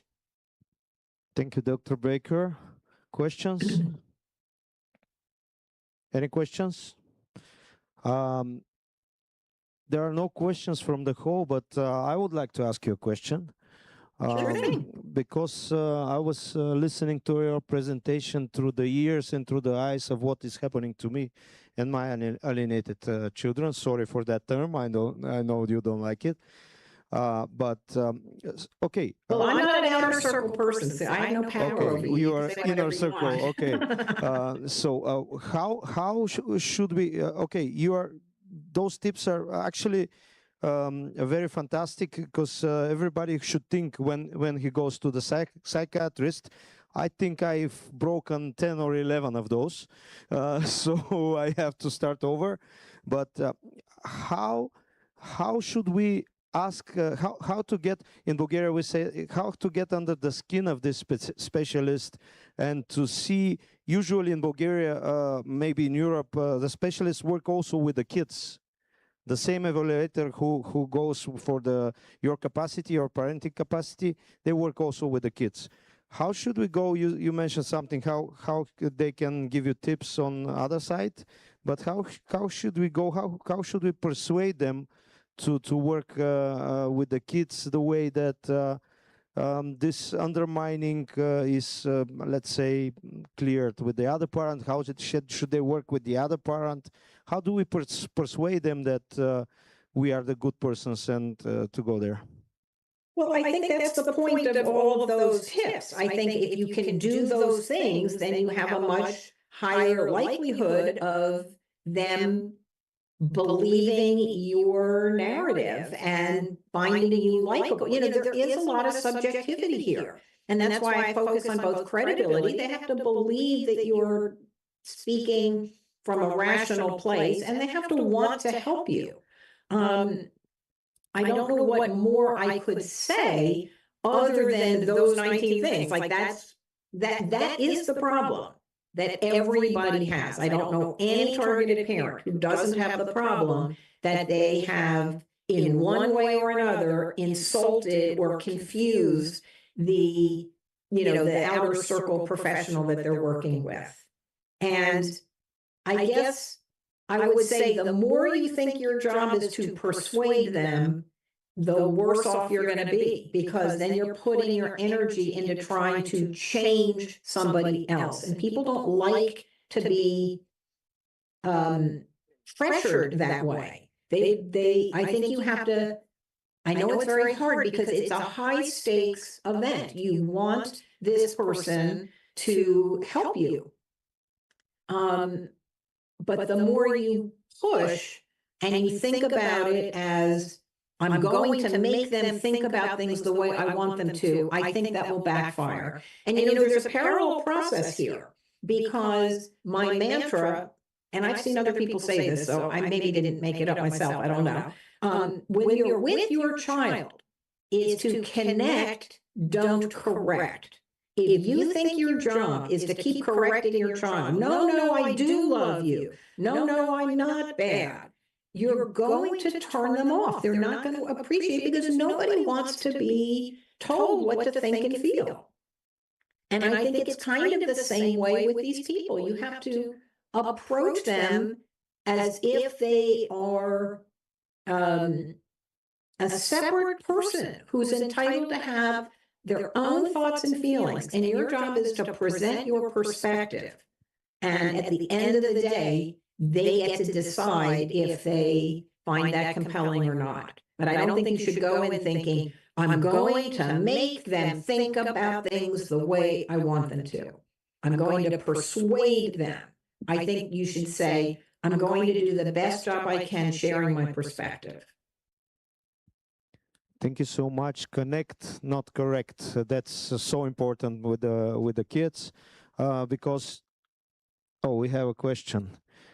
I just want to say the connect, not correct, doesn't mean that you agree with your child. If they say, you beat me when I was a baby, I don't think you should say, oh, well, if you think I did, I guess I did. I mean, I could spend hours talking about what to do when your child accuses you of something you didn't do. And there's a way to connect while under the surface you're correcting the distortion. Thank you, Ms. Bakery. I'm Jordanka Bekirska. I have been in touch with you in LinkedIn before. I'm international family lawyer. Don't know if you can see me here. I can't. I only see a banner. Okay, doesn't matter. So I just wanted to ask you, what is the evaluation system for parental capacity in US that the psychologists, forensic experts do, and how it works? We here use MPI Minnesota test. I don't know if it is MMPI. MMPI. Yes, Minnesota Multiphasic Personality Inventory. Yes, this one. This is the one that our expert use here with more than 500 questions, the full version. So that is my question: how it works, who evaluates the capacity, and how the court actually reacts on that. All right. I only have 1 minute. I do have to sign off because this is just the time frame that I had allotted. There is no one system in the United States. It partly depends on the background of the person. A social worker might use certain measures, a psychologist might use other measures, a psychiatrist might use other measures. There's no one thing that everybody has to use. A lot of people do use the MMPI, but that just tells you about the personality of the person. It doesn't tell you whether they're a good parent or not. And I don't know any evaluator who just uses that. Often evaluators come up with a set of tools that they use. They might use the MMPI plus the parenting stress index plus the this plus the that. There's no one measure, I think, that captures everything, and interviews and observations. To me, that's the, a multi-method approach where there's a mix of standardized measures, interviews, qualitative discussion, observations, and that's often generally how it's done in the US, but there is no one body, governing body that says this is how evaluations have to be done. There's guidelines that are put forth by many organizations, and people get to choose which guidelines they want to follow. So it's a lot less systematic, I would say. Okay, And on that note, I do have to sign off. I hope this was helpful. Thank you for Dr. giving me an Baker, opportunity to talk. thank you so much. Thank you so much. Please, just one thing. Send me your presentation. We want to upload it when we are ready with the video against your talk. Can we do that in the video from the format? Okay. Thank you so much. Sorry for the delay. You have some applause here. Thank you so much. Dr. Baker? Bye, everybody. We have only one more participant that failed to connect yesterday.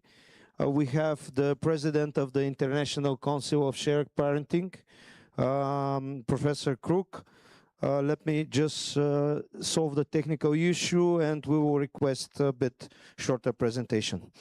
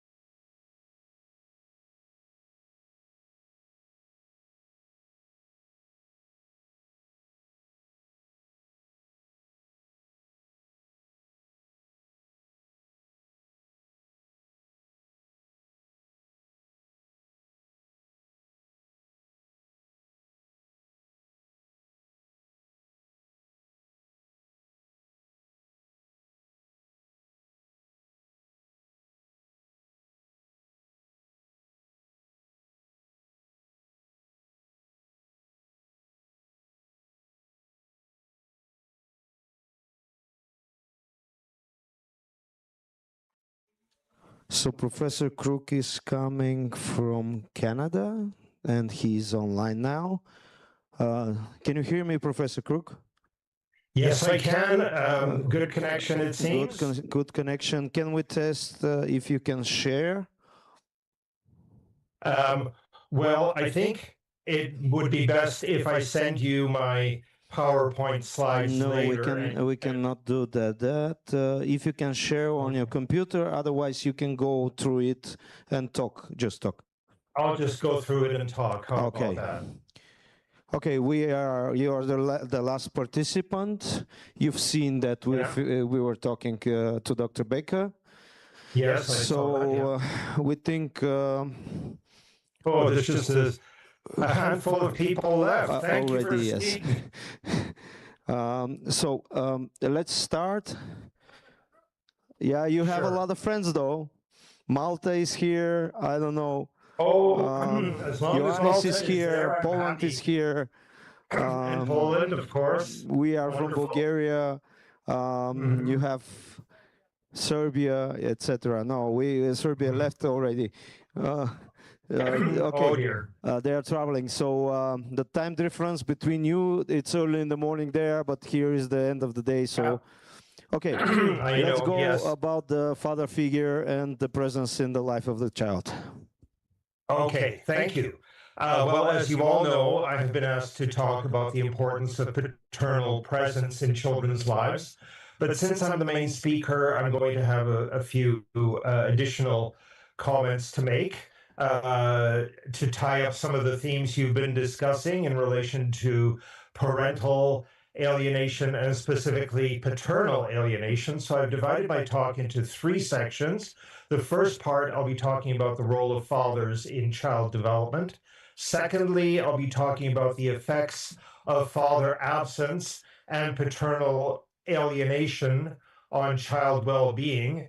And then I will talk about a multifaceted approach to addressing paternal alienation. Now, that's not a term you're likely familiar with, but I think it's a correct way to look at the issue of alienation in vis-a-vis children in divorce, because mostly it's fathers who are affected by parental alienation. So I'll be talking about paternal alienation.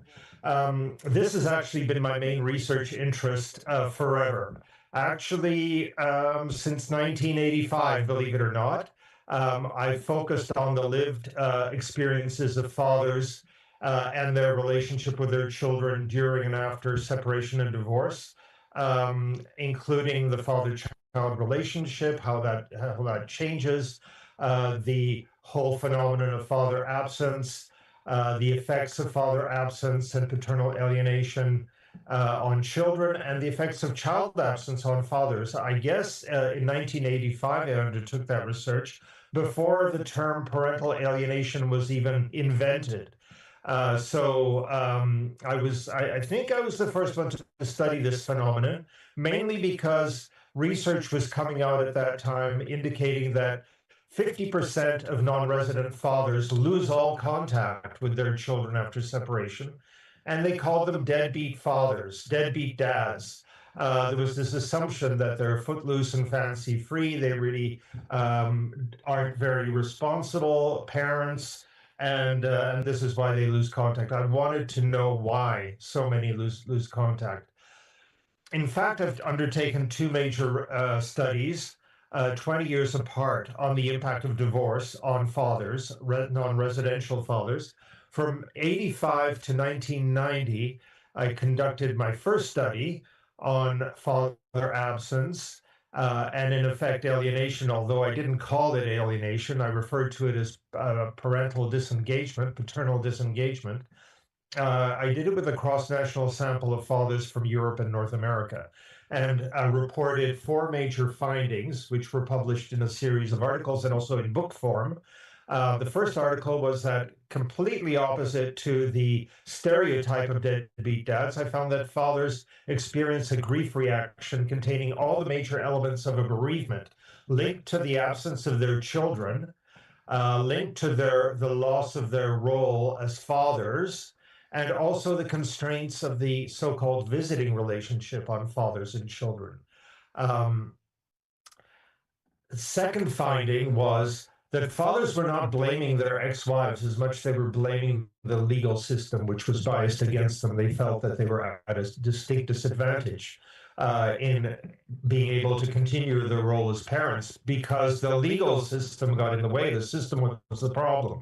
A third finding, surprisingly, was that there was an inverse relationship between pre- and post-divorce father-child relationships. That it was, in fact, the fathers who were the most involved and attached and influential in their children's lives during the marriage that were the most likely to lose all contact.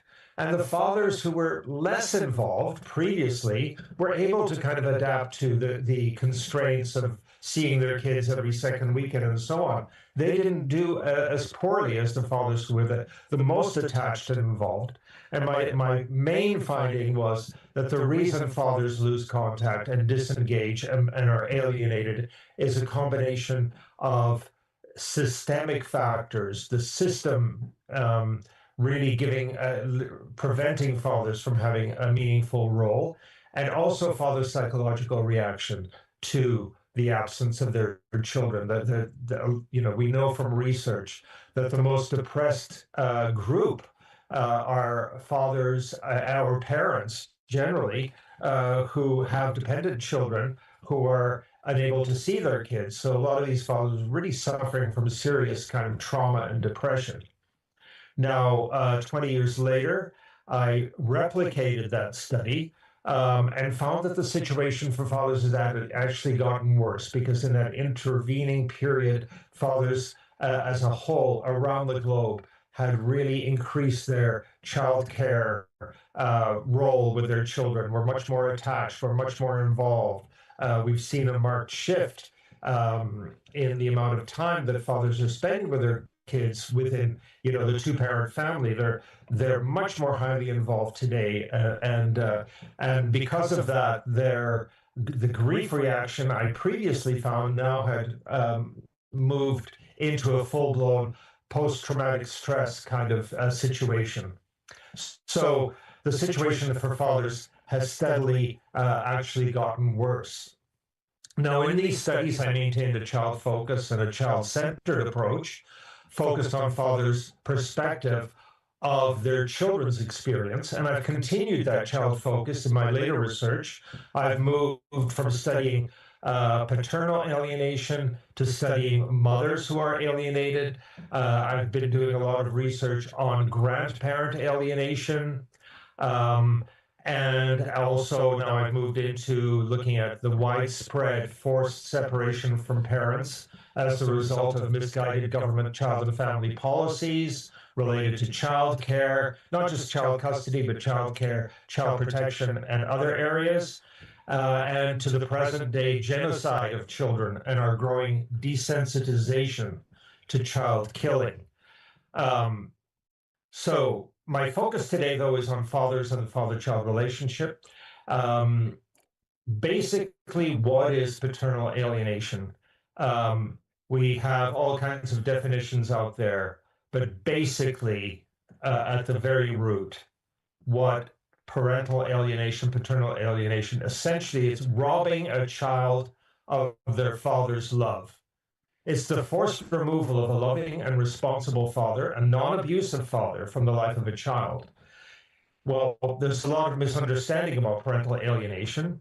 I should say at the outset that by definition, parental alienation cannot exist in cases where a father is unloving, incapable, or abusive as a parent.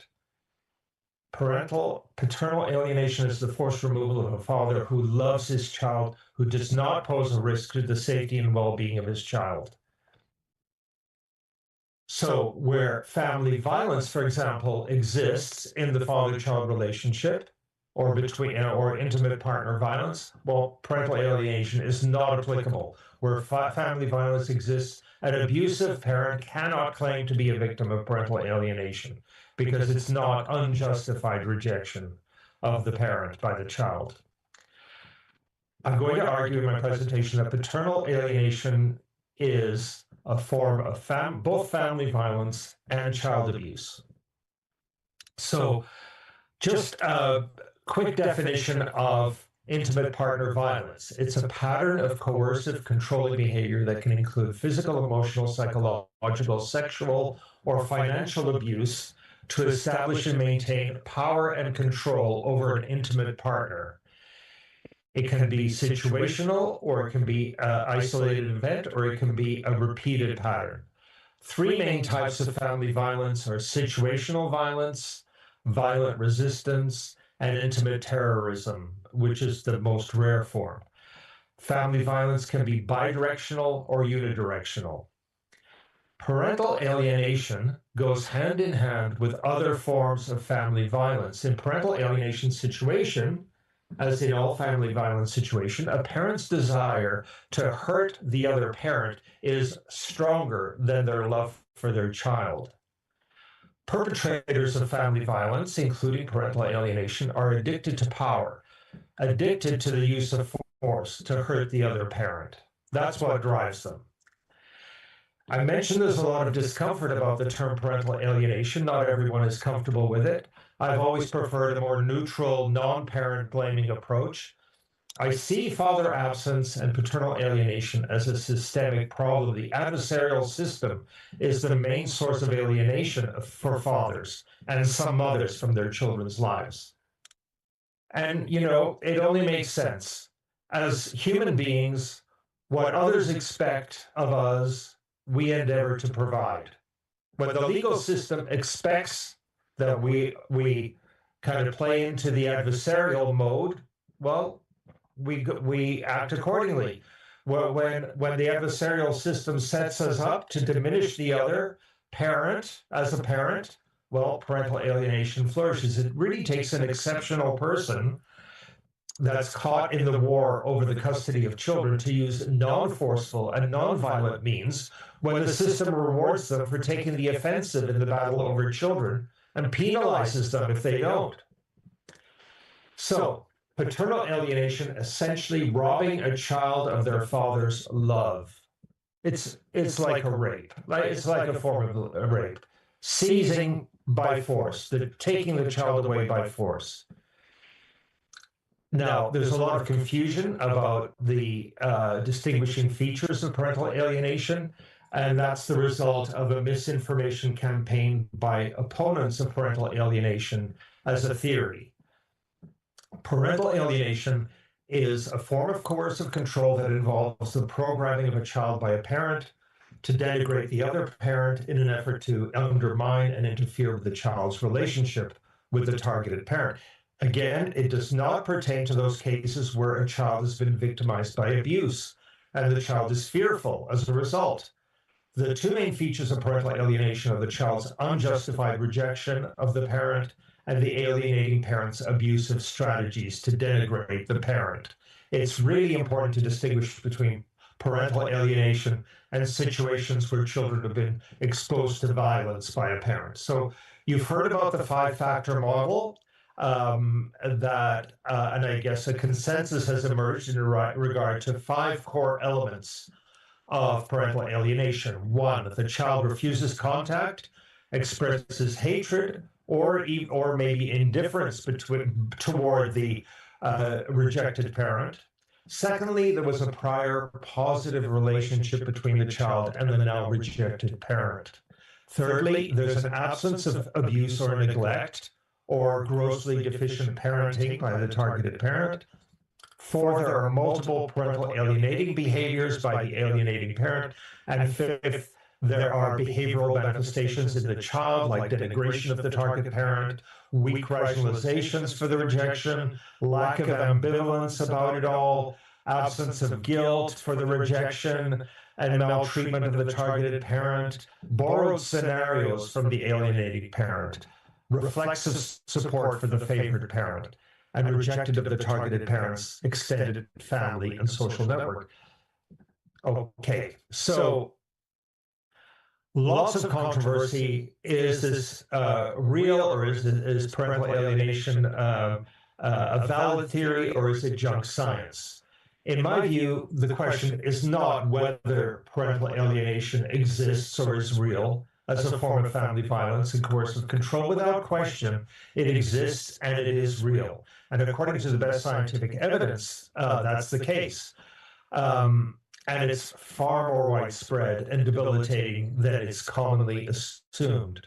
The key question is actually not whether parental alienation exists, but the degree to which parental alienation is misdiagnosed within an adversarial arena in which both false allegations and false denials of family violence and parental alienation are common.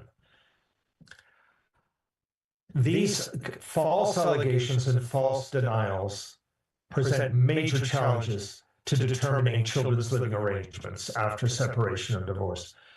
False denials are common in child custody disputes. Lack of criminal prosecution of family violence cases is commonplace. There's a lack of criminal convictions of family violence cases. In many cases, abusers are often not held accountable and remain a threat to their partners and children and denied the opportunity of rehabilitation. We have that problem. But we also have false allegations common in child custody disputes. We see a propensity of false arrests. And in the realm of severe parental alienation, alienating parents are not held accountable and remain a threat to targeted parents and children who are denied the opportunity for healing and restoration of ruptured relationships. We need better tools to identify cases of both family violence and parental alienation and to differentiate between genuine cases and both false denials and false allegations. Too often cases are decided on the basis of who makes the more persuasive argument in court. Detailed fact-finding and an investigation is needed in cases where family violence and parental alienation are alleged, which is not possible in the family court. The worst outcomes are those in which custody is granted to an abusive or alienating parent, or when a loving and caring parent is removed and absent from the child's life. So the effects of father absence, let's talk about a little bit about that on children. It's long been known that father absence is a major factor that harms the well-being of children. There's so much research, it's robust, abundant on the negative effects of father absence. On a number of dimensions, I'll give you a few examples. Children's diminished self-concept and compromised physical and emotional security. Children consistently report feeling abandoned when their fathers are not involved in their lives. They struggle with their emotions and bouts of self-hate, self-loathing. A second is behavioral problems. Fatherless children have more difficulties with social adjustment. They're more likely to report problems with friendships and manifest serious behavior problems. Many develop kind of a swaggering, intimidating persona in an attempt to disguise their fears, resentments, anxieties, their unhappiness. Lots of research on fatherlessness and truancy and poor academic performance. Delinquency and youth crime, including violent crime. 85% of youth in prison have an absent father. Fatherless children are more likely to offend and go to jail as adults also. Promiscuity and teen pregnancy. Fatherless children are more likely to experience problems with sexual health, including a greater likelihood of having intercourse before the age of 16, foregoing contraception, becoming teenage parents, contracting sexually transmitted infection. Girls manifest an object hunger for males, older males, and in experiencing the emotional loss of their fathers as a rejection of them, become susceptible to exploitation by predatory adult men. Drug and alcohol abuse. Fatherless children are more likely to smoke, drink alcohol, abuse drugs in childhood and adulthood. Homelessness. 90% of homeless children have an absent father. Exploitation and abuse. Fatherless children at greater risk of suffering physical, emotional, and sexual abuse, 5 times more likely to have experienced physical and emotional abuse, 100 times higher risk of fatal abuse. A recent study reported that preschoolers not living with with both parents are 40 times more likely to be sexually abused. Physical health problems. Fatherless children report more psychosomatic health symptoms and illness like acute and chronic pain, asthma, headaches, stomach aches, mental health disorders. Father-absent children overrepresented on a wide range of mental health problems like anxiety, depression, and suicide. As adults, fatherless children are more likely to experience unemployment, have low incomes, remain on social assistance, experience homelessness. Father-absent children tend to enter into partnerships earlier, more likely to divorce, are more likely to have children outside marriage or a partnership. And finally, mortality. Fatherless children are more likely to die as children and live an average of 4 years less over the lifespan. So there's abundant research. These and other social problems correlate more strongly with fatherlessness than any other factor, surpassing race, social class, and poverty. Father absence may well be the most critical social issue of our time. For example, David Blankenhorn in his book, Fatherless America, calls the crisis of fatherless children, quote, the most destructive trend of our generation. The need for fathers in children's lives exists on an epidemic scale. Father deficit really should be treated as a public health issue. So let me move on to the topic of parental alienation as a form of child abuse. Now, in addition to multiple studies on parental alienating behaviors, which you just heard about in Amy Baker's presentation, excuse me, a great deal of research has been completed on the effects of parental alienation on children, and that's my area of expertise. As a form of emotional abuse, parental alienation is so extremely harmful to children. It's the same as children witnessing the abuse of a parent by the other parent, which is considered to be one of the more harmful forms of child abuse. We can't overstate the devastating effects of children. So how can we say parental alienation is a form of child abuse? Well, look at the definition of child abuse. Two main elements. What constitutes child abuse? Number one, its occurrence is attributed to human agency, meaning that someone actually perpetrates this maltreatment. Secondly, it's a significant form of harm to children. Well, what is parental alienation? It involves a set of abusive strategies on the part of a parent to foster the child's rejection of the other parent. Children are manipulated by the parent to hate the other. Secondly, its negative effects are serious and debilitating to children. For the child, parental alienation is a significant mental disturbance based on the false belief that the alienated parent is dangerous and unworthy as a parent. Again, the severe effects of parental alienation on children are well documented. I've kind of put them into 5 categories, and I'll just very quickly go through. These are just dozens of studies have found these 5 effects of parental alienation on children. Most often it's paternal alienation. So first, poor self-esteem, depression, and self-hatred, which is really debilitating. Teaching hatred of the other parent is the same as instilling self-hatred in the child, because children believe themselves to be half their mother, half their father. They internalize the hatred toward the alienated parent, believing that the alienated parent did not love them, did not want them. They experience guilt even to betraying the parent. Their depression is rooted in feelings of being unloved, being denied the opportunity to mourn the loss of the parent or to even talk about the parent.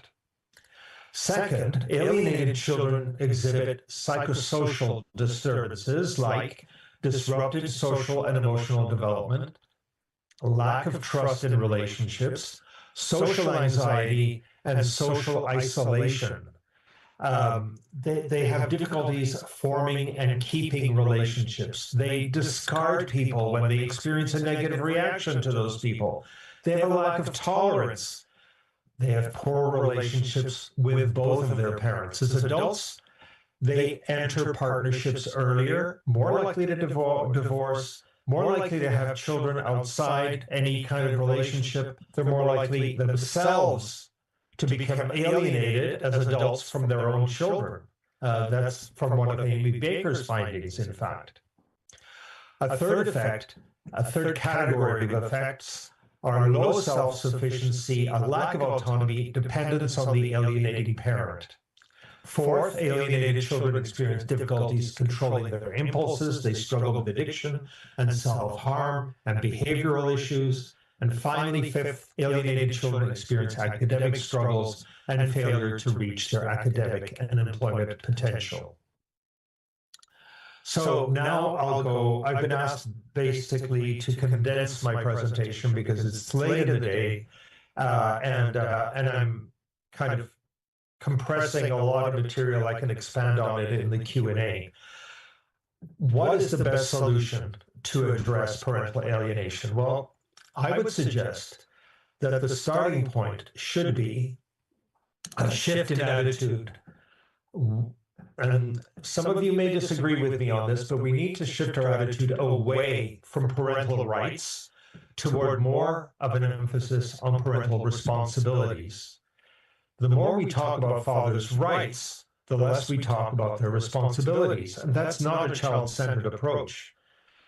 What I advocate is a child-focused, responsibility-based approach to children's needs to address paternal alienation. And that involves, first of all, knowing what are children's essential needs in the transition, in the parental separation and divorce transition. What are their main needs? We need to enumerate those. And secondly, we have to identify corresponding parental responsibilities to each of those essential needs. And actually, this is my kind of motto, that it's the responsibility of parents to address their children's essential physical, psychological and emotional, social and spiritual needs. That's kind of the first dictum, you might say. And secondly, it's the responsibility of social institutions like courts, social welfare, etc., responsibility of social institutions to support parents in the fulfillment of their parental responsibilities to their children's needs, not to undermine them as they do presently. So I really favor a child-focused, responsibility to needs approach to addressing to child and family policy generally, and then to addressing this issue of father absence and paternal alienation. We need a multifaceted approach to addressing parental alienation with four main components. Number one strategy, the most important, I believe, most important intervention to address parental alienation is to prevent it in the first place. And the most effective strategy to do that is to establish a legal presumption of shared or equal parenting in which children reside with each parent for roughly equal amounts of time. This should be the default legal position.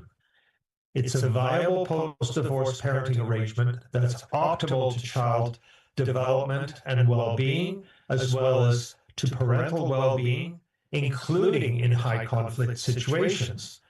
Shared parenting also prevents first-time family violence and parental alienation. We need first and foremost to establish a legal presumption of shared parenting in disputed cases of child custody, and we need to make shared equal parenting as the foundation of family law. This is especially important where both parents played an active role in the life of a child before divorce. Children need continuity and stability, and the maximum involvement of each parent in their lives is to the benefit of most children. They need to be shielded from parental conflict and family violence, and shared parenting addresses that issue as well. But shared parenting is an optimal arrangement for the majority of children and families, including high conflict families, but not in situations of substantiated family violence and child abuse. We also need a legal presumption against shared parenting in family violence cases. And that's in accord with the National Council of Juvenile and Family Court Judges in the US and the position of the National Association of Women and the Law. In every proceeding where there is at issue a dispute as to the custody of a child, a determination by the court that family violence has occurred raises a rebuttable presumption that it's detrimental to the child and not in the best interest of the child to be placed in sole custody, joint legal custody, or joint physical custody with the perpetrator of family violence. That's a direct quote.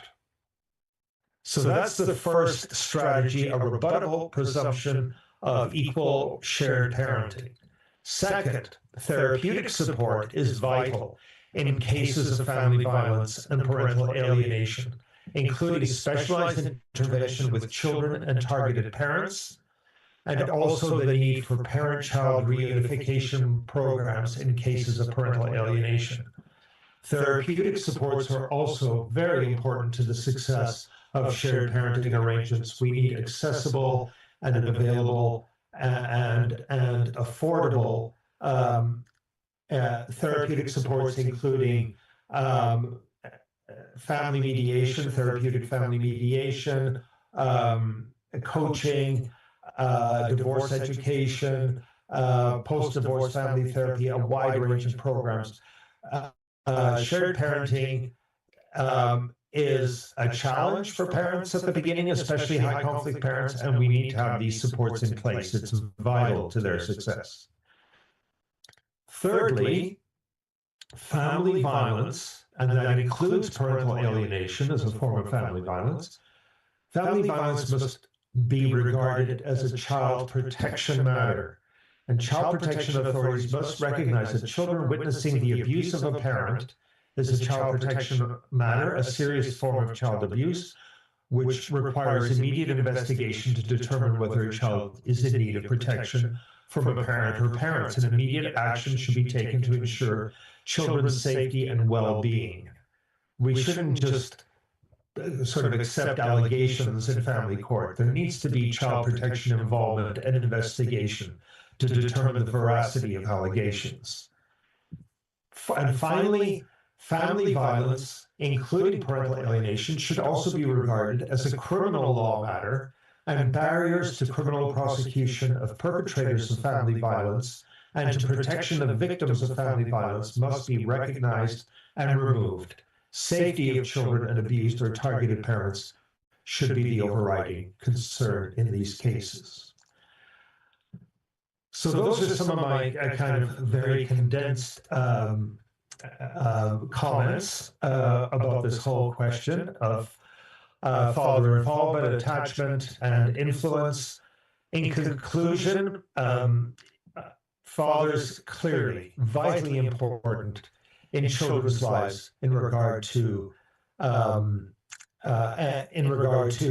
maintaining an attachment bond, maintaining meaningful involvement, day-to-day involvement, and influence in all areas of child development. Very important to children's integrity, growth, and physical, psychological, social, and spiritual development.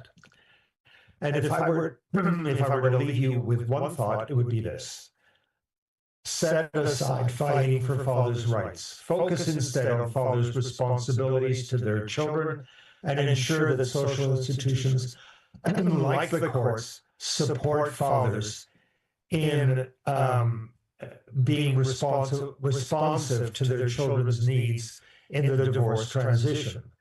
It's the responsibility of fathers to fulfill their responsibilities to children's needs, and it's the responsibility of social institutions to support fathers to fulfill their responsibilities to children's needs and not undermine them as they do at present.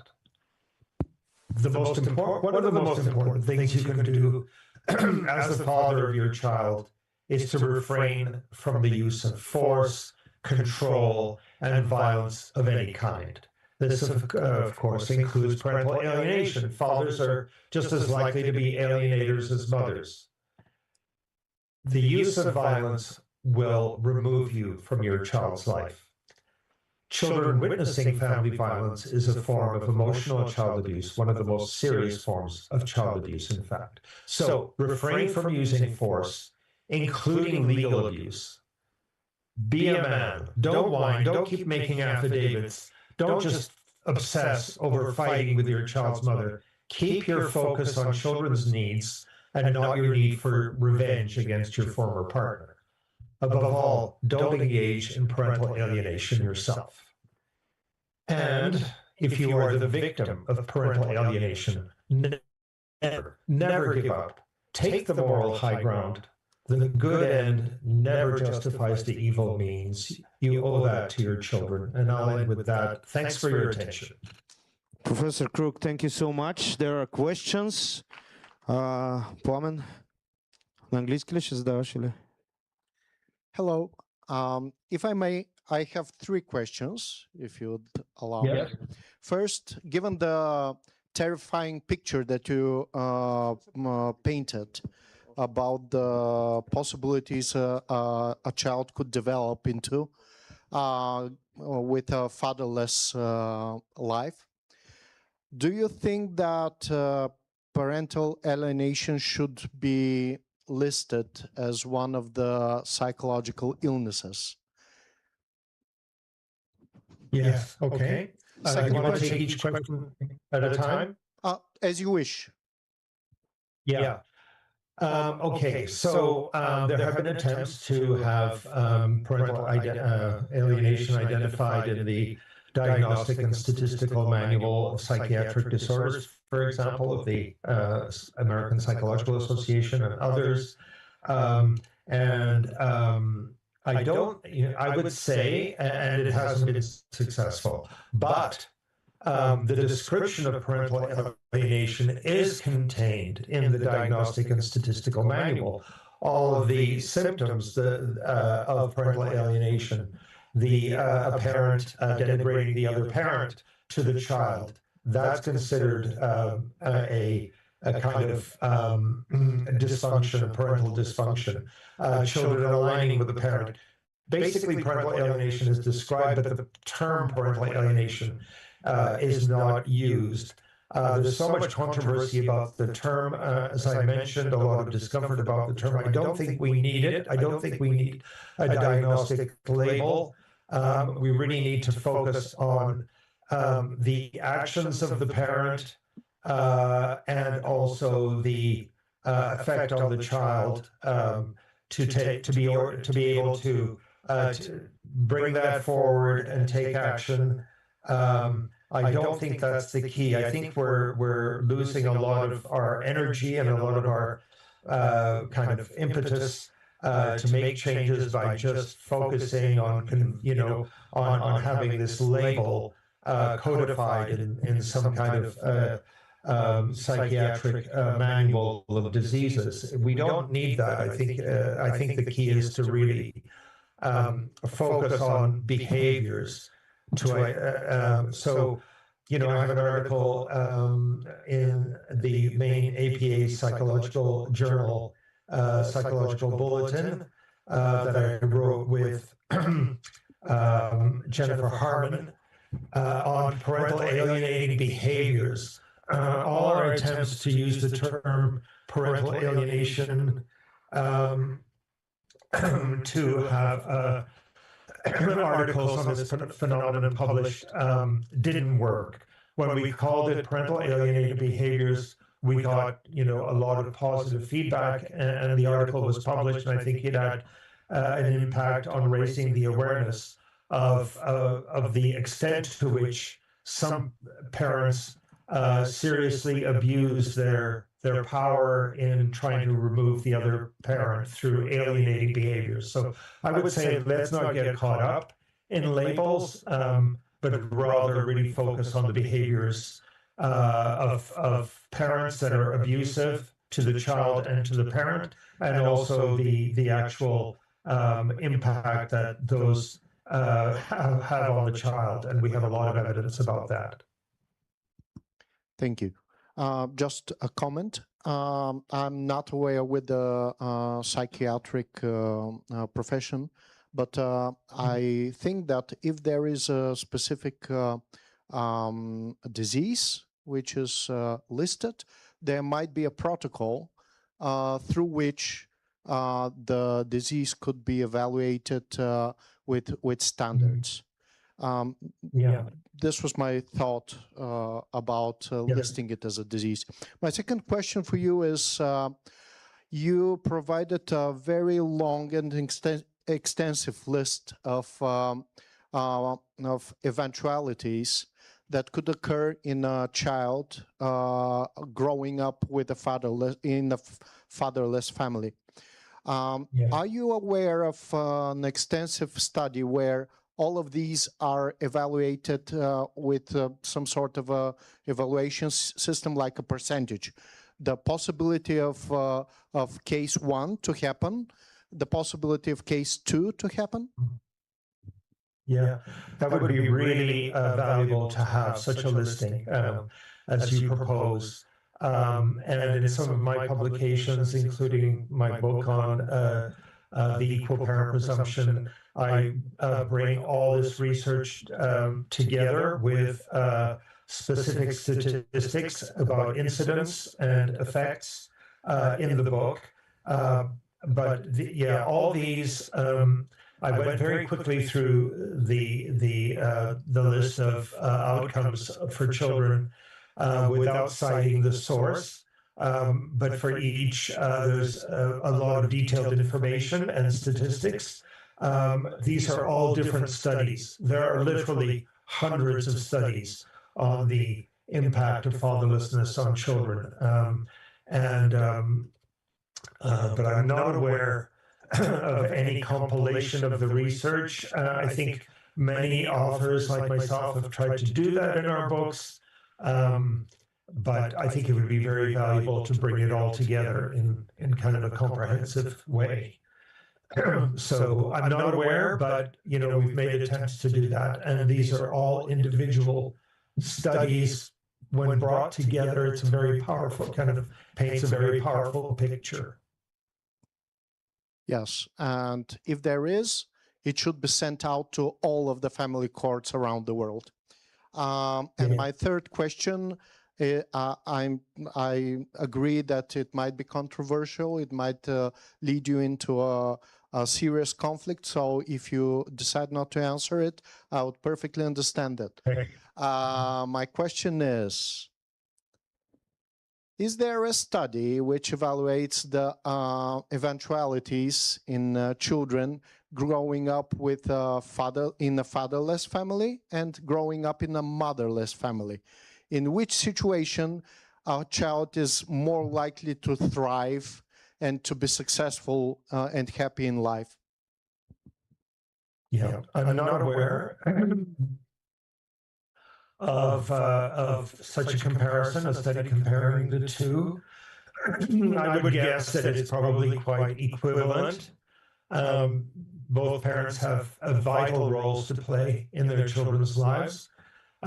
In some cases, the impacts on the roles are very similar. In some cases, they perhaps may be different. There's been much more research done on father absence because it's more prevalent than mother absence. But I have done some studies myself on maternal alienation, kind of a replication of the study I did with fathers, and I found the effects on mothers are very much the same, perhaps more shaming, more kind of stigma attached to being an alienated mother, because people think, well, if a father's alienated, the system is working against him. But if a mother is alienated, things, she must be a really bad mother. But I think the effects are similar, which kind of reflects that perhaps they're just as acutely aware of how harmful it is to children to be without their mother in their lives. I would say it would be quite similar, but I'm not aware of any study that has compared the two. Now, Linda Nielsen, that may ring a bell for some of you. She has done she's devoted some of her research focus on well, actually, no, she hasn't. She sort of looked at the impact on girls of father absence. No, so she hasn't just scratched that. No, I'm not aware of any studies that's compared the two, but I would guess it would be very, very, very similar. Yes, thank you. So the best of what I've read, fathers give the structure, give the ability to be responsible for your actions, and give the sense of obeying rules and following rules, while mothers teach children how to react with emotions. So probably this is why important. Thank you. Okay, thanks. And just a quick comment on your last comment is that fathers now today enact their roles in a variety of ways. It used to be that father was the disciplinarian or whatever, that the parents had certain roles to play.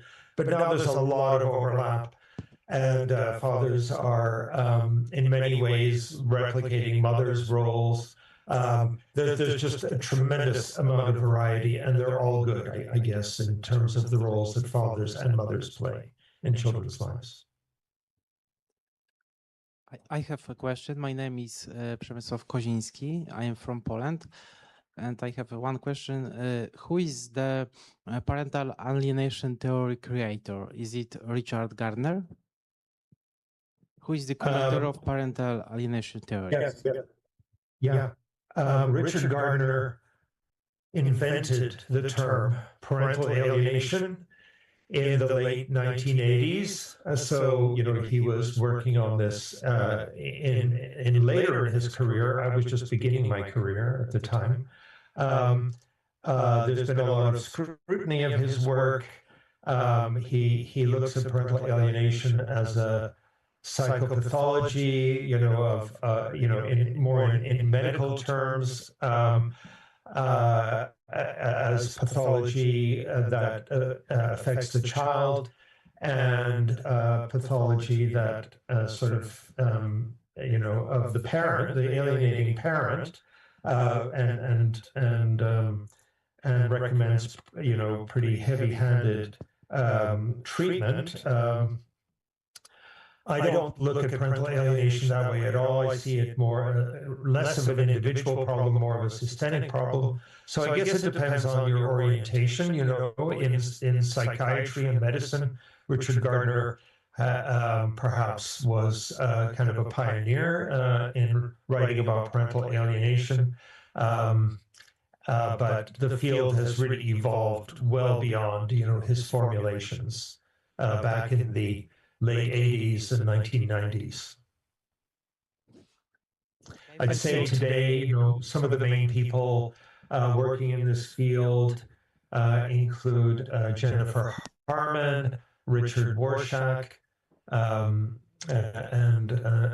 others that are doing research on a wide variety of, Amy Baker, also myself, looking at the incidence of parental alienation, the effects on children and parents, the strategies of alienating parents, and so on. There's quite a range of people working in the field now. We have over 1,000, well over 1,000 empirical research studies on the topic. It's a field that's quite robust, and I think we've reached the watershed. We've reached the point where we can confidently assert that parental alienation is real, that it's much more widespread and debilitating than most assume, and that it's a form of both family violence and child abuse.